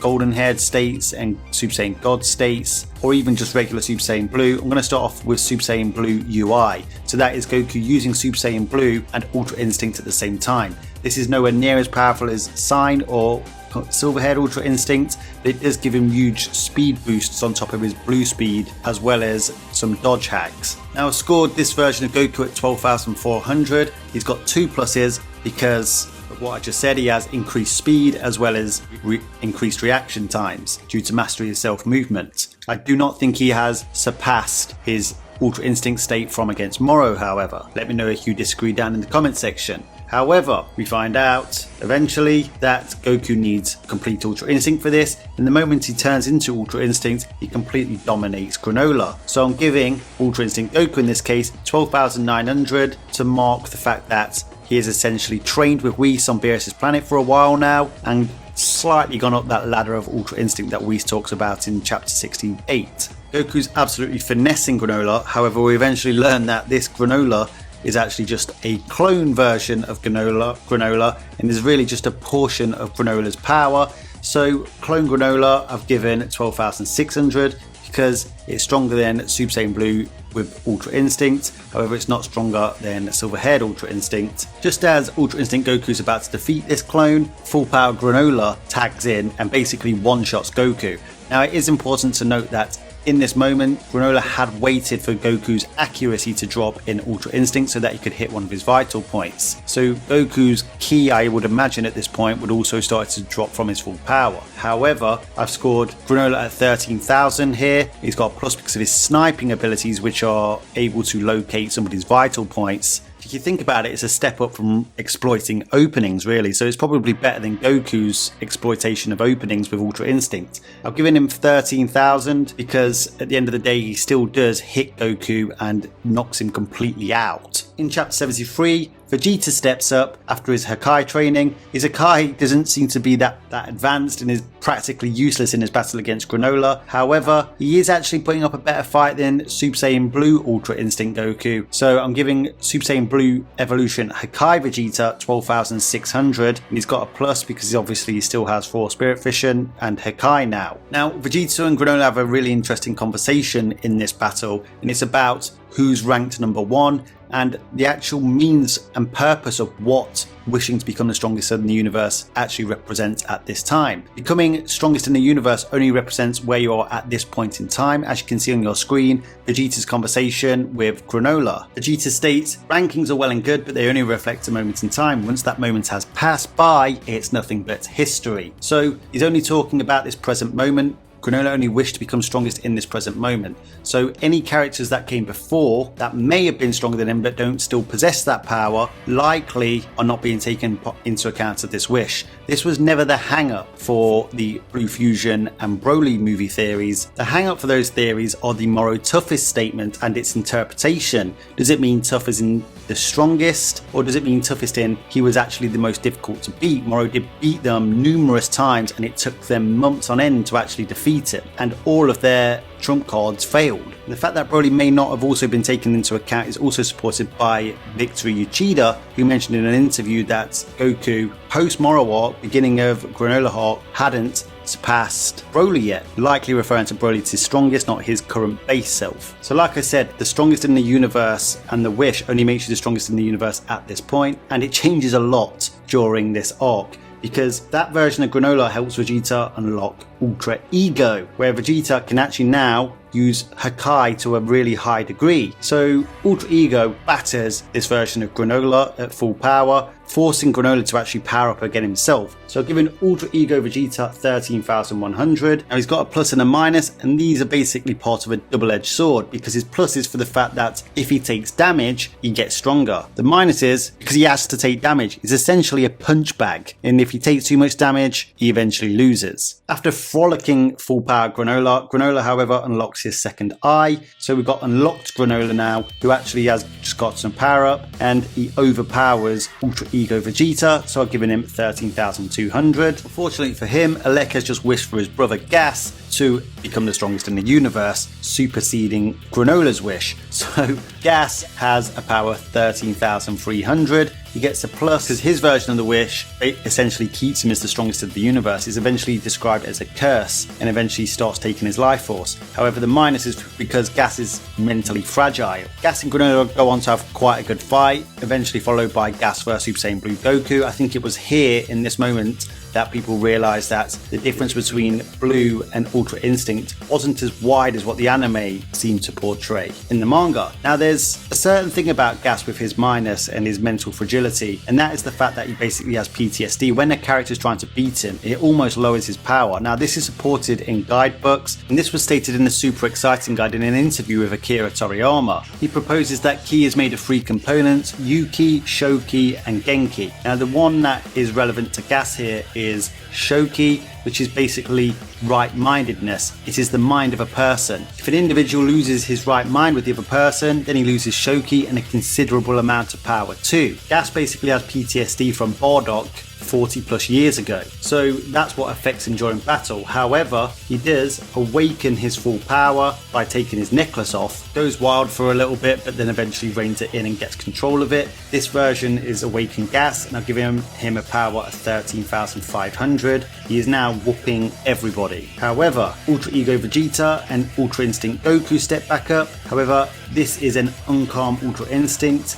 Ultra Ego Vegeta, while taking damage, is actually continuously growing throughout this fight, whereas Goku's power is remaining the same. Vegeta states as much. So I've given damaged Ultra Ego Vegeta a power 13,300 and uncalm Ultra Instinct Goku a power 13,200. Vegeta with Ultra Ego at this point, after taking damage amps, is actually threatening Gas, and Gas is actually starting to look worried about the offensive from Vegeta, but Vegeta literally passes out from taking too much damage. Just as Gas goes to finish him off, Goku unlocks true Ultra Instincts. Now this is basically Ultra Instinct Saiyan with emotions. Goku in his uncalm Ultra Instinct essentially can't keep his heart calm or let it go deeper into the state of calmness, so that he keeps getting stronger and sturdier, as we know that Ultra Instinct can, as we saw in the Moro arc. However, with this form, he's essentially keeping his mind tranquil as you're supposed to with Ultra Instinct, but is letting his heart and his Saiyan genetics take over, so he keeps getting stronger mid-battle, so he can keep going for the victory. I've given True Ultra Instinct Goku 13,400 here, which is slightly lower than Awakened Gas, and Goku does state that he's gotten the advantage over Gas slightly, but I also believe this is due to the fact that Gas is undergoing some serious PTSD episodes. Unfortunately for Goku, Gas is out of awakenings and the wish starts to take play, and eventually he starts digging into his own life source to draw out more power and becomes Zombie Gas, who is wildly too strong for True Ultra Instinct Goku. He is literally bludgeoning Goku at this point. Fortunately for Goku, Granola turns back up in the fight and charges up a full power sniper. Now we know there's a lot of power amping techniques like the Kamehameha, the Special Beam Cannon, the Final Flash. If they're charged long enough, then they can go way beyond the user's actual full power. Granola charges this for quite a while, so I'm assuming this is going to go beyond his natural full power. So I've given him a power 13,600 because this attack essentially does a lot of damage to Zombie Gas but doesn't quite get the job done. I've given Zombie Gas 13,700, of course, because he essentially survives this attack, but as we know, his body is literally now falling apart. So I've actually given him a minus because whilst he does have an incredible level of raw power, his body is basically getting chunked off by attacks from Goku and Vegeta despite them being weaker than him. Of course, we eventually find out in chapter 87 that the wish to make Gas the strongest in the universe did include somebody who was out of universe at that time, and that was Frieza, who was in a hyperbolic time chamber for 10 years training to uncover power that was even greater than Goku and Vegeta. He one-shots Gas into oblivion basically, and then rails Ultra Ego Vegeta and True Ultra Instinct Goku at the same damn time. So I've given Black Frieza 14,000, take him into that next tier. Now I know the Broly movie theorists will say that he didn't surpass Broly, however he does state that he trained to surpass Saiyans, and Broly is one of those Saiyans, so he would have took Broly's power level into account. He would have been able to sense how powerful he was when fighting against Gogeta. However, I think it is important to note it's likely Frieza wouldn't have been able to sense Gogeta's power, so he may not have surpassed Gogeta. He may have made a good guess. Regardless, he's at the level now where he could compete against that type of Gogeta, and he isn't a fusion, so he could easily just stall it.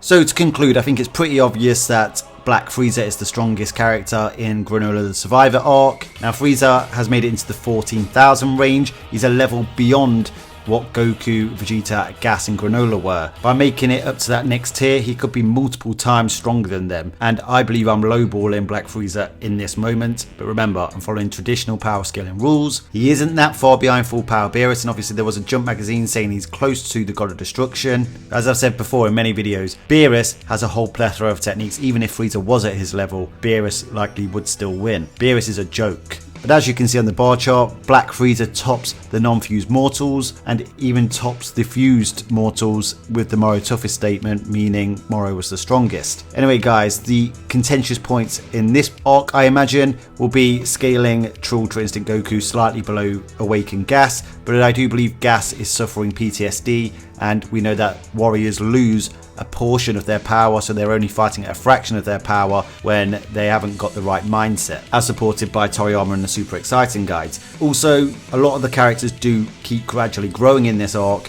but I've really given a final score for each iteration of each character. But I definitely think the growth mid-arc in this arc is slow creep growth rather than fast creep growth. But please do make sure you comment down your thoughts in the comment section. So on to the 9th and latest chapter of Dragon Ball Super, the Superhero arc. Now obviously Superhero came as a movie first, and there are a plethora of statements and interviews from even Akira Toriyama surrounding the movie, which can help supplement any holes we have in the manga arc. But it does cover the movie pretty well, but it even adds short stories at the beginning and at the end. The beginning is following Kid Goten and Kid Trunks, and the end story is basically following Gohan visiting Beerus' planet. We'll get to all that very soon. So let's begin. So this arc runs from chapter 88 all the way up to chapter 103, a bit shorter than the Granolah and Moro arcs. The first 3 chapters are basically following Trunks and Goten. Not a lot happens that's worthy of power ranking here. However, I do want to rank the final battle between Super Saiyan Goten and Super Saiyan Trunks, who have now grown up finally against Dino Droid. Yes, I'm scaling Dino Droid. Why? Because he's a motherfucking dinosaur. That's an android. All we know about Dino Droid is that he is the strongest android ever created from the perspective of Dr. Hido. Now I don't think that's counting the likes of current Android 17 or even OG73. I don't think Dr. Hido has that knowledge at this point. However, I do think he knows about Perfect Cell from the Cell games, and he's made this Dino Droid, in his own words, far stronger than that. So I've given him a power of 7,000. Now that actually puts him above pretty much most of the UARC levels that I would do if I was to scale Dragon Ball Z, which is a very high ranking, but he is considered far higher than Perfect Cell. Would Dino Droid beat Kid Buu? Let me know down in the comment section. Anyway, I've given him a minus because he has a very obvious weak point that's even hittable by somebody like Krillin, and then Super Saiyan Goten and Trunks actually just blow a hole straight through him. They're using that Cyclone move, so it is a double move. These characters are hard to scale, and it is a bit vague, I admit, so let me know if you have any objections. But I've also given Super Saiyan Goten and Trunks a power of 7,000 because they seemingly needed Super Saiyan to get the job done. They seemingly needed his weakness to be exploited, and they did use a double attack to finish the job. Now I know some people are going to point out that they joined the spar against the other Saiyans in chapter 103, but that's their parents' older brother. I don't think they're actually going to go hard on them in a spar, but they could be higher. Let me know your thoughts down in the comment section. Up next we have the Gammas. Of course, Gamma 2 turns up and basically clowns Base Piccolo. Base Piccolo once again here is really hard to measure because we don't have anyone to scale him against that's measurable from any of the past arcs. We just know that he is somebody who keeps training, he has a warrior mentality, so he keeps getting stronger. But pinpointing his exact power is really difficult ever since the Champa arc, really. However, the Gammas are scalable because Piccolo states that the Gammas are around Goku and Vegeta's level. Now there is a caveat to that in terms of it being at Ultra Instinct level in the Granola arc, and that's the fact that Piccolo actually hasn't seen Goku and Vegeta since the Moro arc.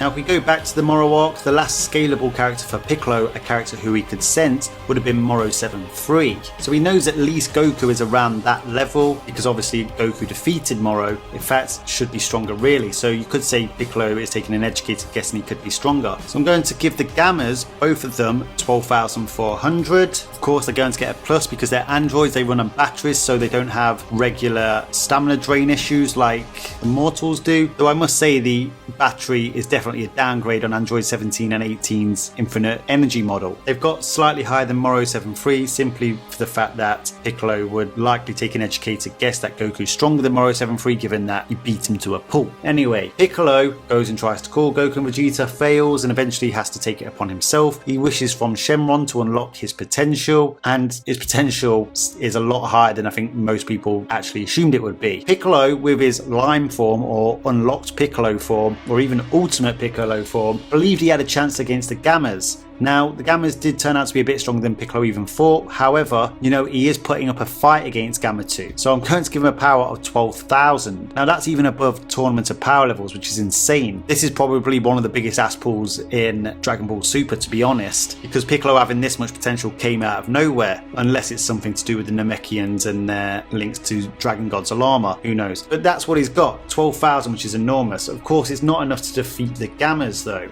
Up next, we have Ultimate Gohan.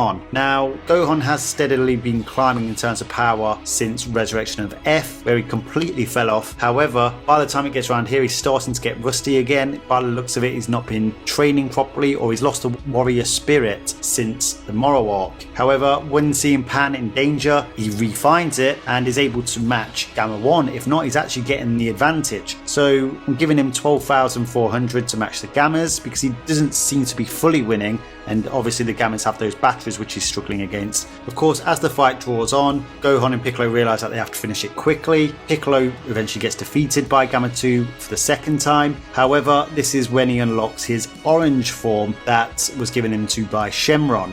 Orange Piccolo literally one-shots Gamma with no difficulty at all. It's literally like watching a prime Deontay Wilder with the Alabama Slammer. He knocks Gamma 2's chops off, basically ending the 2v2 matchup. Now, we know from an interview from Akira Toriyama that he intended Orange Piccolo to be on par with Goku and Vegeta as of that moment, as of a superhero iteration of Goku and Vegeta. So that's why I've scaled him at 13,400, stronger, putting him round about where Goku and Vegeta were in the Granola arc. But what this tells us is that Piccolo's comparison of the Gammas to Goku and Vegeta was referring to the last time that he saw Goku and Vegeta, simply because if Orange Piccolo is on par with Goku and Vegeta, there's no way the Gammas are, because Orange Piccolo stomped the Gamma 2. Of course, that's when a few events unfold and Cell Max is released, and Cell Max is too strong for even Orange Piccolo. As the fight unfolds, Orange Piccolo is facing off against an incomplete Cell Max with one arm, and he's still getting beaten up. Now, Cell Max isn't a great fighter, so we've got to take into account that Cell Max isn't fully adept at using his power or in any kind of meaningful way. So I've given Cell Max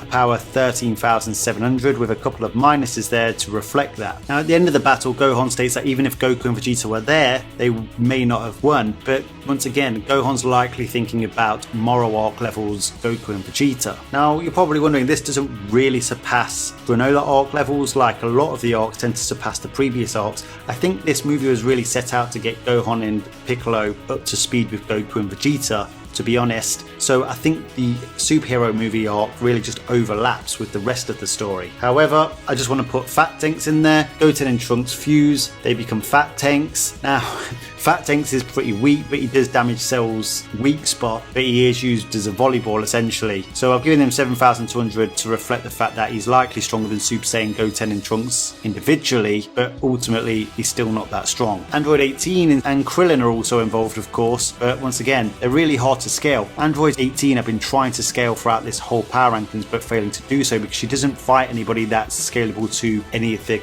roster of characters that have scaled. Once again, let me know down in the comments where you think Android 18's power lies. Of course, as Orange Piccolo is getting dunked on and basically seemingly defeated, that's when Gohan gets his new Beast transformation. And just like in the movie, Gohan Beast blocks Cell Max's punch and then guts him with a flying kick. Cell Max charges up a special attack. Gohan elects for the special beam cannon, which we know is a power amping move that can even go beyond the Kamehameha, as we learned way back in the Raditz arc, and still elects to go for his weak spot, which is a very interesting choice if you ask me. Maybe he's just being sure to get the job done. Let me know your thoughts down in the comment section. And then of course, he has a lot more help in this than what he got in the movie. Even the likes of Krillin, 18, Gamma 1 are literally chopping Cell Max's wings, etc. off. But I think it's clear that Gohan with the special beam cannon shows that he has more power overall. So I've given Gohan a power 13,800. So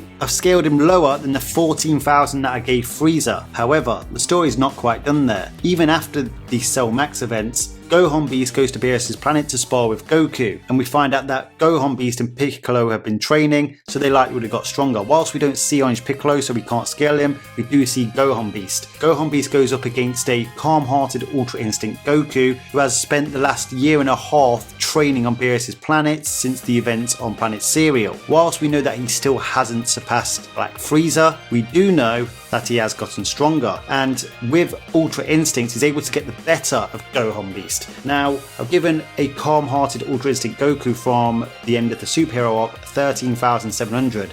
This is because when fighting against Gohan Beast, Vegeta's stating that it's actually the abilities you get with Ultra Instinct that's turning the battle in Goku's favour. As we talked about earlier with Jiren and Ultra Instinct Goku from the Tournament's Power, you need to have a greater raw power level just to even keep up with Ultra Instinct. And whilst being vastly stronger than Jiren at this point, he's not a better fighter than Jiren in terms of martial arts abilities or using the efficiency skill that Vegeta talks about. However, that's not Gohan at his full power. Gohan has a full extent mode where he lets his power go all the way to the limit and then he controls it. And with full extent beast form, Gohan is able to knock Ultra Instinct Goku out of Ultra Instinct Goku back to base in one shot. The only other character that's actually achieved this has been Granola and Whis. Now this is a sparring match, so they're not exactly trying to kill each other. However, in a contest of pure power, Gohan Beast certainly has a huge advantage over Ultra Instinct Goku. Of course, Gohan Beast doesn't come with all the skills and hacks that Ultra Instinct comes with, so they could serve as an equalizer. I've talked about that on my channel plenty of times of how it could play out in different ways. But I've given Gohan Beast a power of 14,000 as well, because just like Frieza, I believe he's made it to that next level. Now it's hard to say who's stronger out of Gohan and Frieza at the moment, though I do think I'm lowballing Frieza at the moment. I don't think I'm quite lowballing Gohan, because we know he is only a certain amount stronger than current Ultra Instinct Goku, but I'm not done yet. Broly then steps up and learns to control his Super Saiyan, and whilst in this controlled Super Saiyan state, Beerus makes the distinction between Gohan Beast and Super Saiyan Broly more about the fact that Gohan has control over his form, and that's why he's getting the slight advantage. So I've also given Broly with his controlled Super Saiyan state a power of 13,800. Now this power is at that level whether Broly movie theory is correct or not. But what we do know about Broly since the Broly movie events is that he's not had much in the way of training till he got to Beerus' planet. We find out that he no longer knows how to tap into Super Saiyan. So that covers the Granola wish, because at that time he couldn't turn Super Saiyan in his base state. He's only equal to Super Saiyan Vegeta now, and obviously even in the Broly movie, base Broly was able to overwhelm Super Saiyan Vegeta, that Vegeta needed Super Saiyan God. So if anything, Goku and Vegeta have gained on Broly, not the other way around. So if Broly movie theory is correct, I've given him a slightly lower score than Super Saiyan Full Power Broly or Legendary Super Saiyan Broly. Broly movie isn't correct. He's vastly stronger than Super Saiyan Full Power Broly. But if it is correct, there could be a further explanation to that, is that in this moment we don't see Broly use Akari or go into Super Saiyan Full Power state against Gohan. As you can see with the graphic on your screen, there's an indication of how that may actually affect his overall power level in accordance to what we're seeing now. Broly movie was basically 3 transformation stacks on top of a weaker base, whereas current Broly is a regular Super Saiyan transformation stack on top of a stronger base. Also given Broly a minus to reflect the fact that whilst he is now in control of his Super Saiyan form, as shown against Gohan, he's literally getting tossed around, and Beerus notes that he has less control than Gohan does, so he isn't fully in control of his power just yet, but even though much better than he would be in Super Saiyan Full Power, where he's just a maniac. And of course we also find out that Ultra Instinct Goku is not as strong as Beerus, yet Beerus even challenges Goku to surpass him so that he can become the God of Destruction candidate, and even Gohan gets a fair shout at becoming the God of Destruction candidate. So I do feel they are getting close to Beerus' full power. And we also know that Beerus is stronger than Black Frieza, as it was stated in a Jump magazine that Frieza hasn't caught Beerus yet. Like I said, I do believe they're getting close now, but they still need to catch up with all Beerus' insane abilities, accumulated through millions of years of training. But hang on, we're not quite done yet. I'm going to do a hypothetical one here. Complete Cell Max. We know from a Toyotaro interview that if Cell Max was completed, not even Broly could defeat Cell Max. Now this may indicate that even a Super Saiyan Full Power Broly couldn't defeat Cell Max, so I've given Cell Max 14,200 because I believe he will be at Beerus' power level. To conclude the latest and 9th arc of Dragon Ball Super, Gohan Beast is the strongest in this arc, at least in terms of sheer raw power reserves and damage output. However, I do agree that Goku with all his skills and hacks can beat him if he fights the right fight. Just like in the original Dragon Ball, these skills and hacks are really starting to come back in handy against greater raw power reserves and serving as equalizers to greater raw power. So the final bar chart, make sure you're checking this out on your screen. This now includes the entire Dragon Ball Super story and even includes the few caveats we've introduced, such as the Moro toughest statements. It also reintroduces the Broly movie theory and Blue Fusion theory powers at the end of the bar chart, as well as reintroducing the top tier Gods of Destructions, Kitella and Beerus. Now a few points of contention during this arc. I'm sure people will disagree with the end scaling between Goku, Broly and Goku. Vegeta can't really be scaled in this arc because he doesn't really fight at full power, and of course scaling Gohan with his full extent beast form at the same level as Black Frieza may be a point of contention as well. By all means, let me know your thoughts on it down in the comment section.